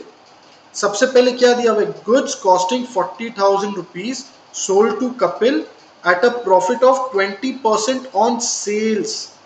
तो ये जो profit percentage दिया हुआ है ये selling price पे दिया हुआ है, और हमें क्या दिया हुआ है, कॉस्ट दिया हुआ है, सेलिंग प्राइस नहीं दिया हुआ है। तो हमें जो है निकालना पड़ेगा यहाँ पे कि सबसे पहले तो सेलिंग प्राइस है क्या। प्रॉफिट परसेंटेज जो दिया हुआ है वो तो सेल्स पे दिया हुआ है, पर हमारे पास सेलिंग प्राइस तो है नहीं, हमारे पास तो कॉस्ट है। उसके बाद यहाँ पे ट्रेड डिस्काउंट भी इन्वॉल्व है, फिर CGST और SGST वो हम निकालेंगे, पर यहाँ पे बोल रहे हैं कि हमें चेक जो है हाथों हाथ ही मिल गया, receive the cheque under 2% cash discount. तो हमें मतलब नहीं है ये चाहे कपिल को वो बेच रहा हो, चाहे वो सुनील गावस्कर को क्यों ना बेचो, हमें तो कस्टमर से कोई मतलब नहीं अगर हमें अपफ्रंट कैश मिल जा रहा है, क्योंकि हमें अपफ्रंट चेक मिल रहा है इसीलिए हम उसे कैश डिस्काउंट भी दे रहे हैं। तो GST जब हम निकालेंगे हमें इंश्योर करना है कि हम ट्रेड डिस्काउंट और कैश डिस्काउंट दोनों को हम डिडक्ट करके टैक्सेबल वैल्यू पे निकालेंगे। तो देख रहे हो बहुत सारे जो है इसमें एलिमेंट्स है। चलिए हम इसको एक एक करके देखते हैं। सबसे पहले तो हम अपना सेलिंग प्राइस निकालते हैं। यहाँ बोल रहे हैं 40,000 जो है हमारा कॉस्ट प्राइस है, उस पर बोले प्रॉफिट परसेंटेज जो है 20% ऑफ सेलिंग प्राइस है ये। तो इसको हम सॉल्व कैसे करेंगे, इसका मैं पहले आपको लंबा तरीका बताता हूं, फिर मैं आपको एक शॉर्टकट भी बताऊंगा।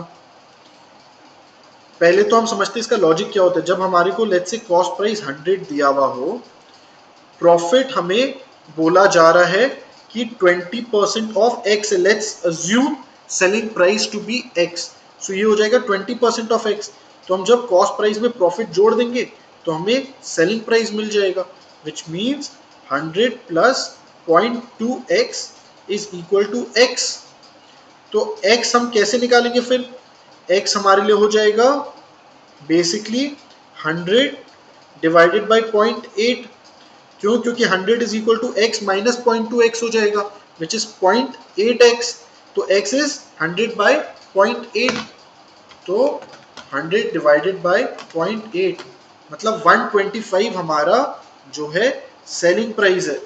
तो इस केस में प्रॉफिट कितना हुआ, फिर प्रॉफिट इज 25 रुपीज, और 25 rupees as a percentage of cost price फिर कितना हो जा रहा है, 25 डिवाइडेड बाय 100 इज 25%।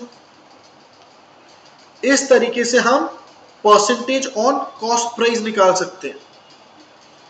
आप देख रहे हो कैसे निकाले, ये तरीका होता है आपका कॉस्ट पे प्रॉफिट परसेंटेज निकालने का। हमें दिया हुआ है 20% ऑफ सेलिंग प्राइस, अब हमें पता है this is equal to 25% of cost price. इसका मतलब अगर 40,000 का जो है कॉस्ट है तो हमारा सेलिंग प्राइस हो जाएगा बेसिकली 1.25 इंटू 40,000, मतलब 25% हम प्रॉफिट अगर 40,000 में जोड़ते हैं मतलब 40,000 इंटू 0.25 मतलब 10,000 का जो है प्रॉफिट है, तो सेलिंग प्राइस 50,000 का है। देख लो समझ में आ रहा है। अगर इस टाइप का सम आप सेलिंग प्राइस कैसे निकालोगे, profit percentage on cost price कैसे निकालोगे। अब इसका जो है शॉर्टकट क्या है, शॉर्टकट ये है, आप 20% ऑफ सेलिंग प्राइस मतलब 20% मतलब हो गया ये 1/5 है, so profit is 1/5 of selling price. और 1/5 ऑफ सेलिंग प्राइस से आप कॉस्ट प्राइस का फ्रैक्शन परसेंटेज कैसे निकालोगे, आपको सिंपली इसमें ये करना है 1/5 minus 1।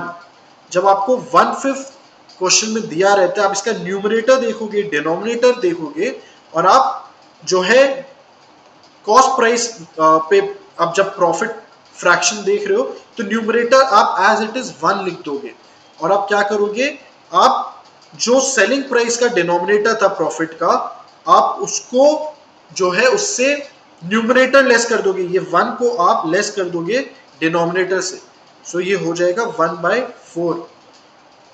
This is how you can derive your profit fraction on cost price.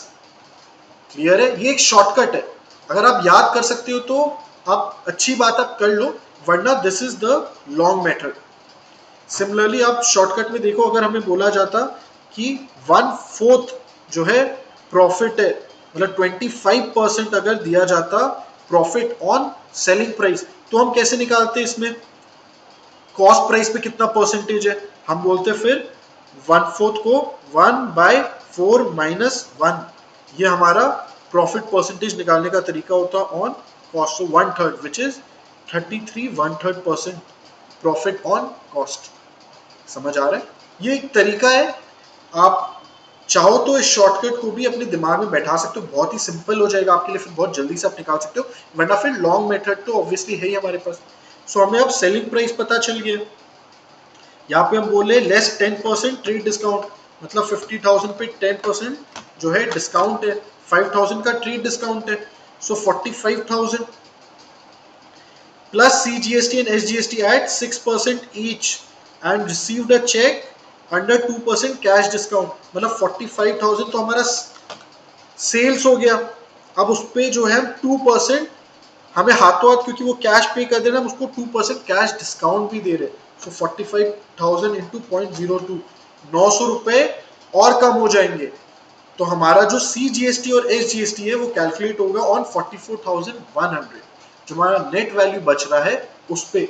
यहाँ पे हमें रिवर्स करने की जरूरत नहीं है CGST और SGST, क्योंकि हम at the time of sale ही हमें पता चल जा रहा है हमारा कितना नेट जो है कैश हम रिसीव करेंगे उस सेल्स पे। हमारा डिस्काउंट, हमें सारे डिस्काउंट हमें at the time of sale पता चल जा रहा है। क्लियर है? चलिए फिर हम इसे अपनी बुक्स में रिकॉर्ड करते हैं। सो नंबर 15, यहाँ पे हम बोले ये तो कैश सेल, हमें मतलब नहीं है कपिल को बेच रहे हैं या किसको बेच रहे हैं, क्योंकि कैश तो हमें हाथों हाथ मिल जा रहा है।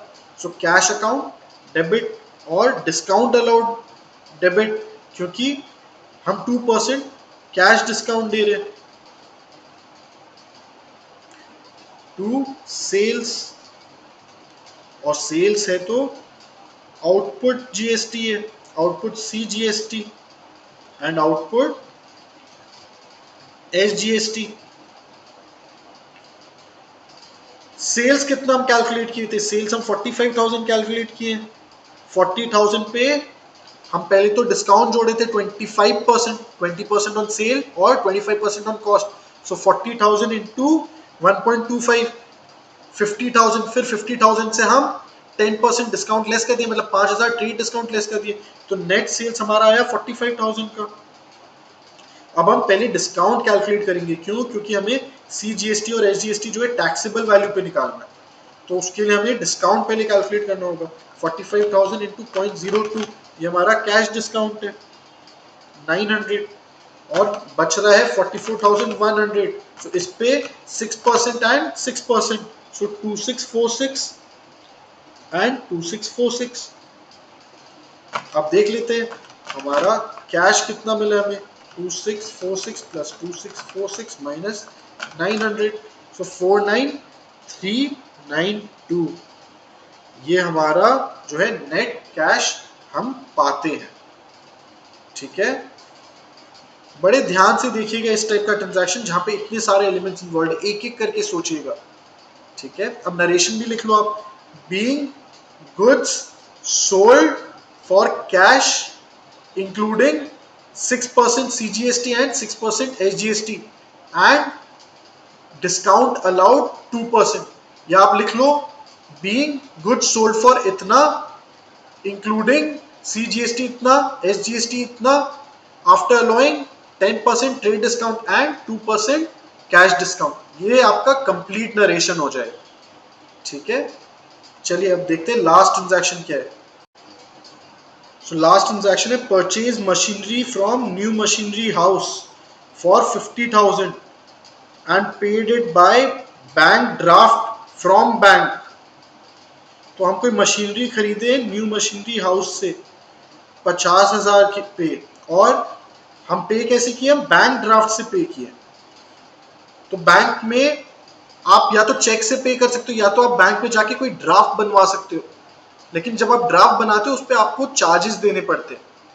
उस ड्राफ्ट में आपका क्लियर मेंशन रहता है कितना अमाउंट का वो ड्राफ्ट है, आप वो ड्राफ्ट हैंड ओवर कर देते हो अपने क्रेडिटर को, तो वो पेमेंट बाय बैंक ड्राफ्ट होता है। वो क्रेडिटर क्या करेगा, जाके अपने बैंक में जमा कर देगा, उसके बैंक को जो आपका कस्टमर का बैंक है उससे पेमेंट जो है मिल जाएगा। ये होता है बैंक ड्राफ्ट का कंसेप्ट। तो यहाँ पे बोल रहे हैं बैंक ड्राफ्ट के थ्रू पेमेंट हुआ है, चेक से पेमेंट नहीं हुआ है। Paid bank charges ₹500। तो बैंक चार्जेस मतलब मैं आपको बोल रहा हूँ जैसे बैंक ड्राफ्ट से अगर आप कोई पेमेंट करते हो तो उसमें बैंक चार्जेस लग जाते हैं। तो यहाँ पे 500 रुपए जो है हमारा खर्चा हो गया बैंक चार्जेस बनाने पे। Bank charge CGST and SGST at 6% each on bank charges. इसका मतलब हो रहा है कि हम कोई मशीनरी खरीदे 50,000 का और हम उसको पेमेंट जो है किए बैंक ड्राफ्ट से, बैंक ड्राफ्ट बनाने का 500 रुपए का खर्चा लग गया। Bank charge CGST and SGST at 6% each on bank charges.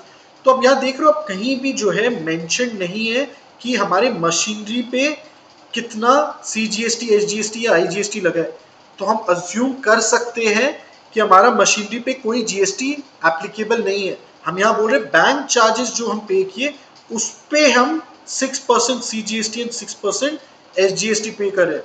सो वापस से बी वेरी केयरफुल, मशीनरी पे GST हम नहीं लगाएंगे क्योंकि हमें कुछ भी नहीं बोला गया। हम सीधा सीधा बोले बैंक ड्राफ्ट के द्वारा जो है पेमेंट करें मशीनरी की, पर बैंक ड्राफ्ट बनाने पे जो बैंक चार्जेस लग रहे हैं उस पे जो है GST एप्लीकेबल है। तो इसको दो एंट्रीज में इसका हम जो है ब्रेकअप कर देंगे इस एंट्री को। पहले मशीनरी परचेज और दूसरा जो बैंक चार्जेस हम पे कर रहे हैं। तो सबसे पहले हम पहला एंट्री दिखाते हैं, मशीनरी की दिखा देते हैं। So machinery account debit to bank account, कितना 50,000 का हम मशीनरी खरीद रहे हैं और GST के बारे में हमें इंफॉर्मेशन नहीं दिया हुआ है। फिर बैंक चार्जेस हमारे लिए खर्चा है, बैंक ड्राफ्ट से हम पेमेंट किए बैंक के द्वारा, तो bank charges account debit to उस और इसमें क्या है हम बोल रहे हैं हम यहाँ पे GST भी पे करें, तो इनपुट CGST और input SGST to bank. Bank charges है 500 पे 6% और 6% मतलब 30 और 30,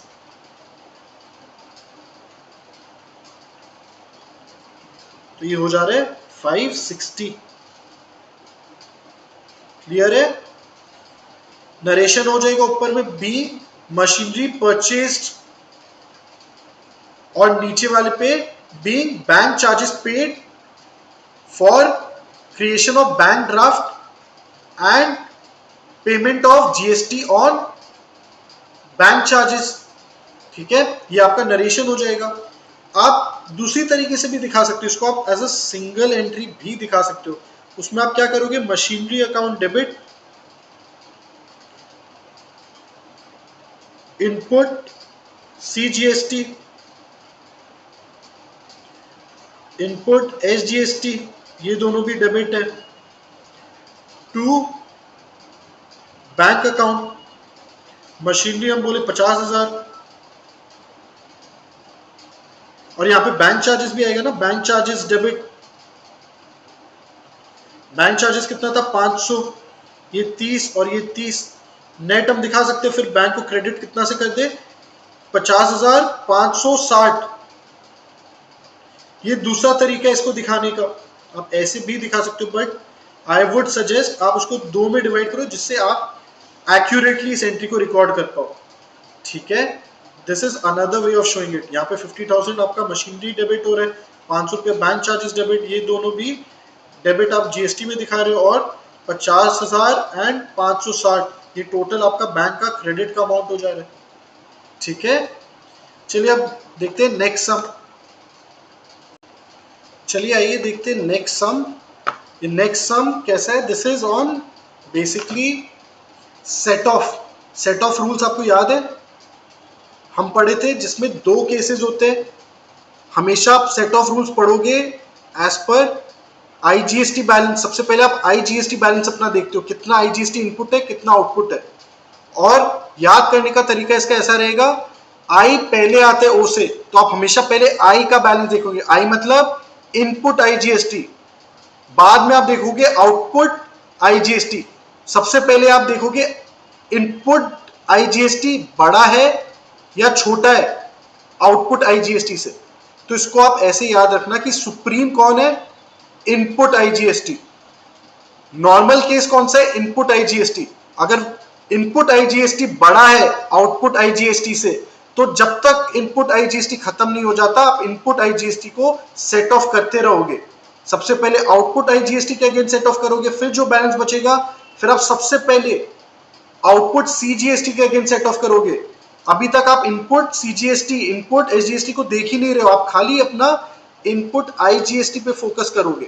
सो इनपुट आईजीएसटी अगर बड़ा है आउटपुट आईजीएसटी से, तो सबसे पहले set off against output IGST, फिर set off against output CGST, फिर भी अगर बच जाते हैं इनपुट आईजीएसटी तो set off against output SGST. उसके बाद पूरी तरीके से जब सेट ऑफ हो जाता है हमारा इनपुट आईजीएसटी, तब हम देखेंगे कि इनपुट सीजीएसटी कितना है। अभी भी क्या हमारे आउटपुट सीजीएसटी में बैलेंस बच रहा है, तो हम इनपुट सीजीएसटी को नॉर्मल से सेट ऑफ कर देंगे आउटपुट सीजीएसटी के साथ। और फिर हम देखेंगे इनपुट एसजीएसटी, क्या हमारे पास अभी भी आउटपुट एसजीएसटी बैलेंस बचा है, तो हम इनपुट एसजीएसटी बैलेंस को सेट ऑफ करेंगे आउटपुट एसजीएसटी के साथ। ये था हमारा पहला केस जहां पे हम इनपुट आईजीएसटी पे पूरा फोकस कर रहे हैं, where input IGST is more than output IGST. Input IGST is the most supreme. सबसे पहले हम उसका बैलेंस जो है नॉक ऑफ करते चले जाएंगे। दूसरा केस क्या है? Input IGST is less than output IGST. यहाँ पे आउटपुट आईजीएसटी इज मोर। इस केस में क्या होगा? स्टार्ट हम वैसे ही करेंगे, सबसे पहले तो हम इनपुट आईजीएसटी को नॉक ऑफ करेंगे आउटपुट आईजीएसटी के साथ। पर अब हमारे पास क्या है? इनपुट आईजीएसटी पूरी तरीके से एग्जॉस्ट हो जाता है। उस केस में अब हम क्या करेंगे? अब हम देखेंगे सीधा सीधा सीजीएसटी में। हम इनपुट सीजीएसटी को आउटपुट सीजीएसटी के साथ नॉर्मल में अब नॉक ऑफ कर देंगे। फिर हम इनपुट एसजीएसटी में जाएंगे, इनपुट एसजीएसटी को हम आउटपुट एसजीएसटी के साथ नॉक ऑफ करेंगे। यहाँ पे हम एक एक करके रिस्पेक्टिव इनपुट्स को रिस्पेक्टिव आउटपुट्स के साथ हम नॉक ऑफ करेंगे। जब सब हम तीनों कर लेते, फिर हम आएंगे अब अपने आउटपुट आईजीएसटी जो बैलेंस बचता है उस पर, और फिर हम देखेंगे क्या हमारे पास इनपुट सीजीएसटी बैलेंस बच गया है। हाँ, तो अब हम आउटपुट सीजीएसटी बैलेंस जो बचता है उसको हम नॉक ऑफ करेंगे इनपुट सीजीएसटी बैलेंस के साथ। फिर हम देखेंगे क्या अभी भी बैलेंस बचता है हमारे आउटपुट आईजीएसटी में। हाँ, तो फिर हम आगे बढ़ के उसको फिर अब नॉक ऑफ करेंगे लास्ट किसके साथ? इनपुट एसजीएसटी बैलेंस के साथ। क्लियर है? चलिए देखते हैं पहला सम अपना सेट ऑफ पे। Show journal entries to adjust the following input credit against available tax liability and make the final payment. तो इनपुट क्रेडिट हमारे लिए एसेट है, ये बोले एसेट को नॉक ऑफ करने लाइबिलिटी के अगेंस्ट। आउटपुट क्या है हमारे लिए? लाइबिलिटी है।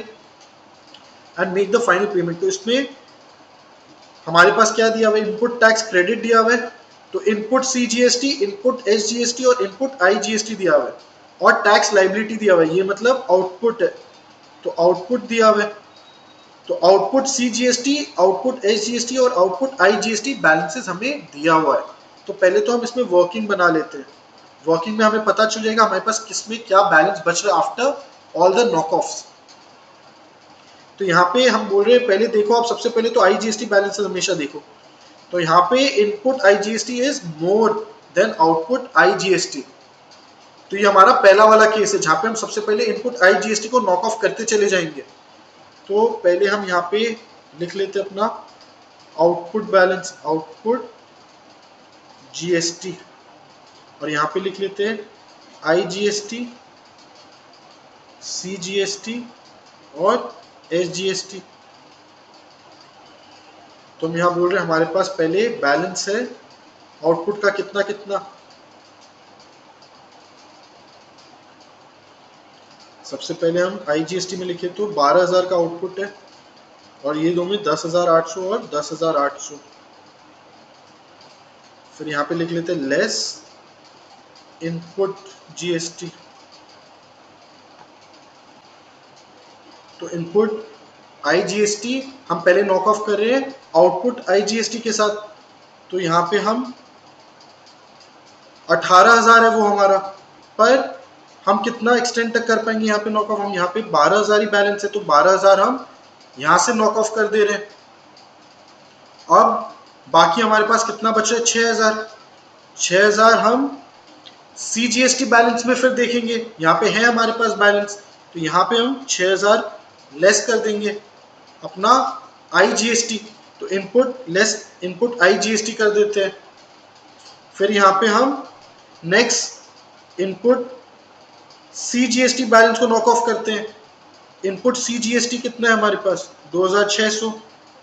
तो ये हम यहाँ से ही नॉक ऑफ कर देंगे, फिर भी हमारे पास आउटपुट GST ज़्यादा ही बच रहा है। तो फिर नेक्स्ट हम देखते हैं हमारे पास कितना SGST का था बैलेंस 2,600 ये भी। तो ये तो हम सीधा सीधा यहाँ से आउटपुट SGST से लेस कर देंगे। तो हम देखते हैं अब कितना कितना बैलेंस बच रहा है। IGST पूरा एग्जॉस्ट हो गया। CGST में हमारे पास क्या बच रहा है, हमारे पास आउटपुट बच रहा है। तो जो आउटपुट बच रहा है इसका मतलब हमें उतना नेट पे करना होगा। हम जो ऑलरेडी पे कर चुके वो तो हमारे लिए एसेट था, और जो हम कस्टमर से ले रहे हैं वो हमारे लिए लाइबिलिटी है, वो हमारे लिए आउटपुट है। आउटपुट के अगेंस्ट ही हम इनपुट को पहले सेट ऑफ किए, ये देखने के लिए हमें नेट फाइनल कितना गवर्नमेंट को पे करना है।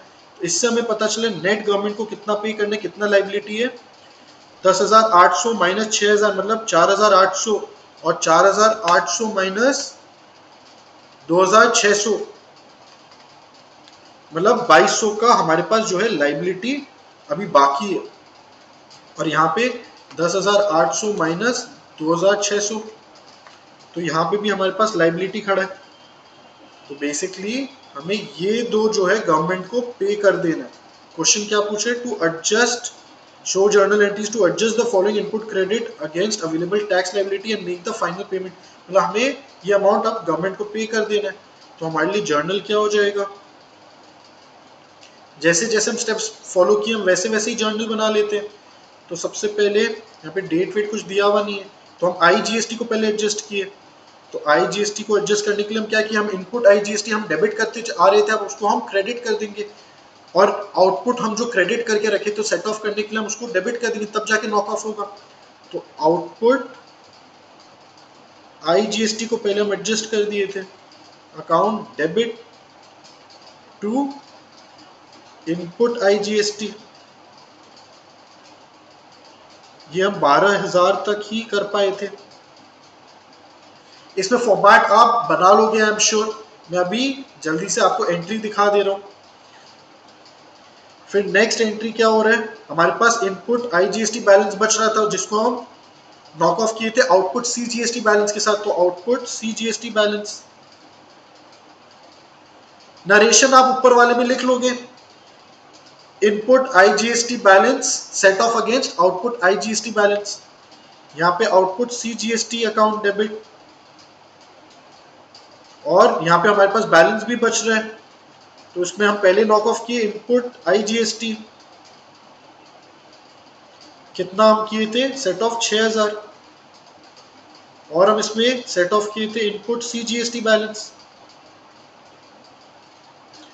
तो कितना सेट ऑफ हुआ था 2,600, और बचा कितना जो हम पे कर रहे हैं, बचा 2,200। ये हमारे लिए पेमेंट हो जा रहा है टू बैंक। टोटल में कितना था ये 10,800।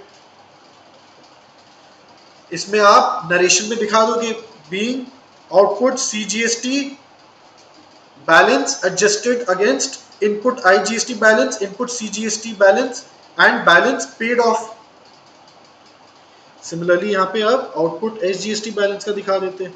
आउटपुट SGST अकाउंट डेबिट कितना था, ये भी 10,800 है। यहाँ पे एक ही सेट ऑफ है, वो है input SGST. Input SGST account ये कितना था, ये भी 2600 था, बच रहा है 8200, तो ये हम पेमेंट कर दे रहे हैं। तो बैंक अकाउंट 8200, ठीक है। Being output SGST balance set off against input SGST balance and balance amount paid to government, ठीक है। चलिए अब देखते हैं नेक्स्ट सम, वो भी सेट ऑफ पे ही है। चलिए next problem, show journal entries to adjust the following input credit against available tax liability. मतलब वापस से input credit against output GST and make the final payment. तो सेम टाइप का सम है। अब हमें पता है क्या करना है। सबसे पहले हम आईजीएसटी का बैलेंस देख लेते हैं। इनपुट आईजीएसटी कितना है 48,500 और आउटपुट आईजीएसटी कितना है 87,300। तो यहाँ पे input IGST is less than output IGST. तो ये हो गया केस नंबर 2, जहाँ पे हम पहले तो आईजीएसटी को नॉक ऑफ करके बैलेंस एक बार साइड में रख देंगे, फिर हम सीजीएसटी को सेट ऑफ करके देखेंगे कुछ इनपुट बच रहा है कि नहीं, और एसजीएसटी का बैलेंस सेट ऑफ करके देखेंगे कुछ बैलेंस इनपुट में बच रहे कि नहीं। फाइनली हम देखेंगे अगर दोनों में कुछ कुछ इनपुट अमाउंट्स हमारे पास बच जा रहे सीजीएसटी और एसजीएसटी में, तब हम देखेंगे हमारे पास कितना सरप्लस आउटपुट आईजीएसटी था, और हम फाइनली वो अमाउंट को जो है नॉक ऑफ करेंगे दोनों के साथ, ठीक है। चलिए फिर यहाँ पे भी हम सिमिलरली वैसे ही कर लेते। पहले तो आउटपुट जीएसटी, यहाँ पे आईजीएसटी, सीजीएसटी और एसजीएसटी। बैलेंसेस कितना है हमारे पास, सबसे पहले यहाँ पे आउटपुट में 87,300,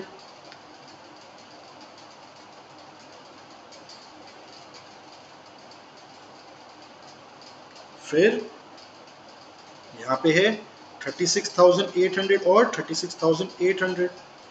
यहाँ पे हम कर देंगे less input GST.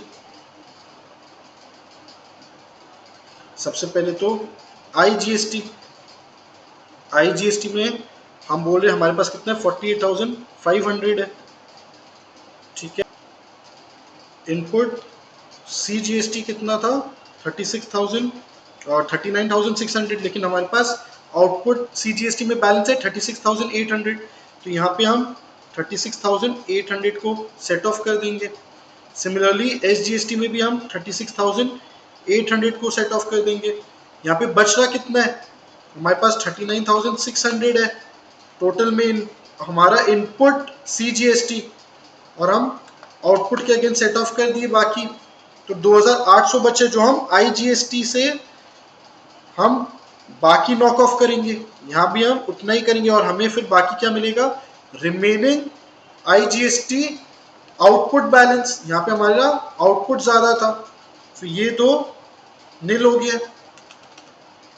87,300 minus 48,500 minus 2,800 minus 2,800, तो बैलेंस बच रहा है 33,200। ये क्या है, आउटपुट आईजीएसटी बैलेंस है, विच मीन्स हमें ये पे कर देना होगा। तो चलिए अब जर्नल बना लेते हैं।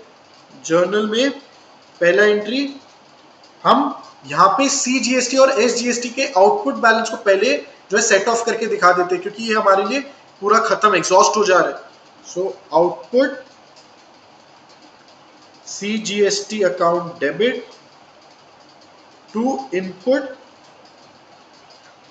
सीजीएसटी अकाउंट कितना 36,800। Similarly output SGST account debit 36,800 to input SGST account.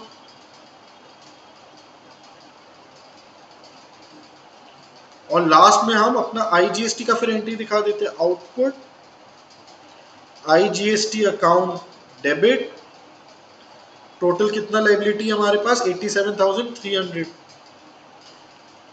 To input IGST, ये कितना था 48,500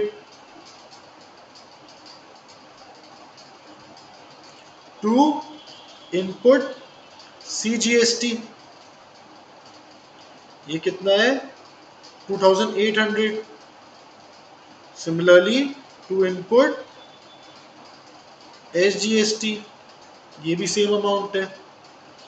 बाकी जो बच रहा है वो हम गवर्नमेंट को पे कर देंगे। तो टू बैंक 33,200। क्लियर है दोनों केस? जहां पे पहला केस है input is more then the output, उस केस में हम पहले इनपुट IGST को सबसे हम सेट ऑफ करेंगे, पहले आउटपुट IGST को एग्जॉस्ट करेंगे, फिर हम सीधा सीधा CGST बैलेंस पे आ जाएंगे। हम इनपुट IGST को आउटपुट CGST के साथ नॉक ऑफ करेंगे, फिर हम कुछ वापस से बैलेंस बचता है तो इनपुट IGST को आउटपुट SGST के साथ नॉक ऑफ करेंगे, फिर हम इनपुट CGST और SGST बैलेंस कंसिडर करेंगे। लेकिन जो सेकंड केस है उसमें क्योंकि input is less than the output, तो उसमें हम इनपुट IGST को पहले आउटपुट IGST के साथ जो है नॉक ऑफ पूरा कर देंगे। अब हम CGST देखेंगे, हम इनपुट CGST को आउटपुट CGST के साथ जितना हो सकता है उतना नॉक ऑफ करेंगे, सिमिलरली SGST का। फिर हम देखेंगे अब हमारे इनपुट CGST और इनपुट SGST में कितना बैलेंस बच रहा है, और हम अब देखेंगे आउटपुट IGST में कितना बैलेंस बचा है, और हम लास्ट में ये सेट ऑफ करेंगे। क्लियर है? चलिए आइए देखते हैं last some. Show journal entries to adjust the following input credit available against tax liability and make the final payment। तो सेम सम है, यहाँ पे क्या हो रहा है, input IGST is 6,000 and output IGST is 16,000। तो ये तो सेम केस ही लग रहा है मुझे, जहाँ पे output IGST is more than input IGST। तो हम पहले तो इसको नॉक ऑफ करेंगे, लेकिन फिर हम इसमें शिफ्ट हो जाएंगे। तो आइए करते ये भी sum solve. Output tax balance, ये सब आप वर्किंग में दिखाओगे, वर्किंग, ठीक है। IGST, CGST, SGST, output tax कितना बैलेंस है 16,000, 12,000 और 12,000। यहाँ पे हम लेस कर देंगे, लेस इनपुट टैक्स क्रेडिट।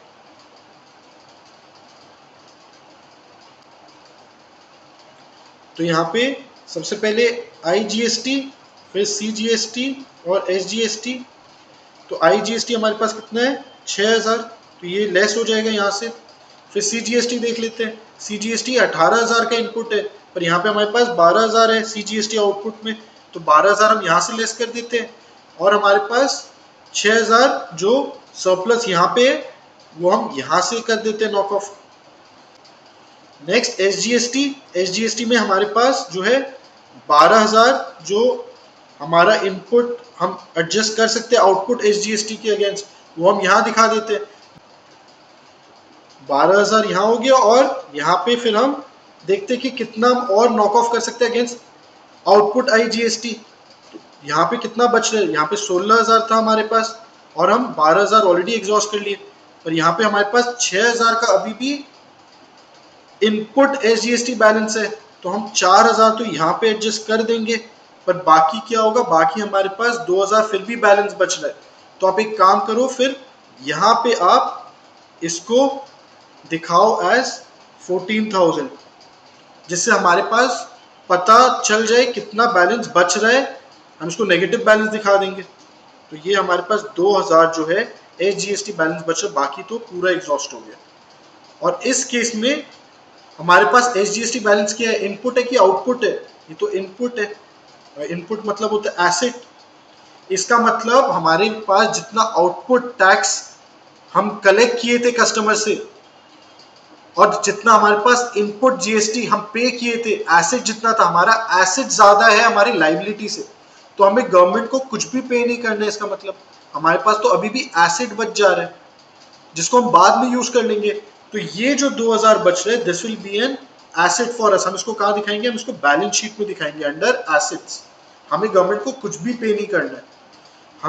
हमसे क्या जर्नल एंट्रीज मांग रहे थे, हाँ तो ठीक है, हम बस सेट ऑफ दिखा देते, पेमेंट तो हम कर नहीं रहे। तो सबसे पहले output CGST account debit to input CGST account, कितना 12,000। फिर output SGST account debit to input SGST account, ये भी 12,000। फिर लास्ट एंट्री क्या हो जाएगा, output IGST account debit 16,000 to input IGST account 6,000, तो बच रहा है हमारे पास 10,000। फिर हम बोले इसमें हम एडजस्ट और कर दे रहे, क्या, CGST कितना किए एडजस्ट, 6,000, बचा 4,000, तो बाकी हम एडजस्ट कर दिए फिर इनपुट SGST अकाउंट, बस 4,000। तो नेट में इनपुट SGST बैलेंस जो बच रहा है बुक्स में वो है 2,000। क्लियर है, समझ आया। इस केस में पेमेंट नहीं होगा, इस केस में एसेट रह जाएगा हमारे पास which will be shown in the balance sheet.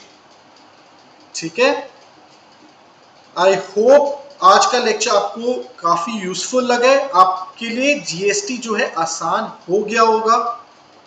अब हम क्या करेंगे, जीएसटी को अप्लाई करेंगे अपने बाकी चैप्टर्स में, इसीलिए जरूरी था हमारे लिए जीएसटी पे अलग से ये 2 लेक्चर्स पे टाइम स्पेंड करना। चलिए अब आप बाकी सम्स अपने एंड पे जरूर से प्रैक्टिस कीजिएगा, जिससे पूरी तरीके से जो है आप कॉन्फिडेंट बन जाओ, जीएसटी में कोई भी क्वेश्चन आए तो आप इजीली सॉल्व कर पाओ। मैं आपको डिफरेंट टाइप ऑफ सम्स जो है करा के दिखा दिया हूं, अब बाकी आपको अच्छे से जो है अपने एंड पे प्रैक्टिस करना है। ठीक है, चलिए फिर हम आज का क्लास यहीं पे एंड करते हैं।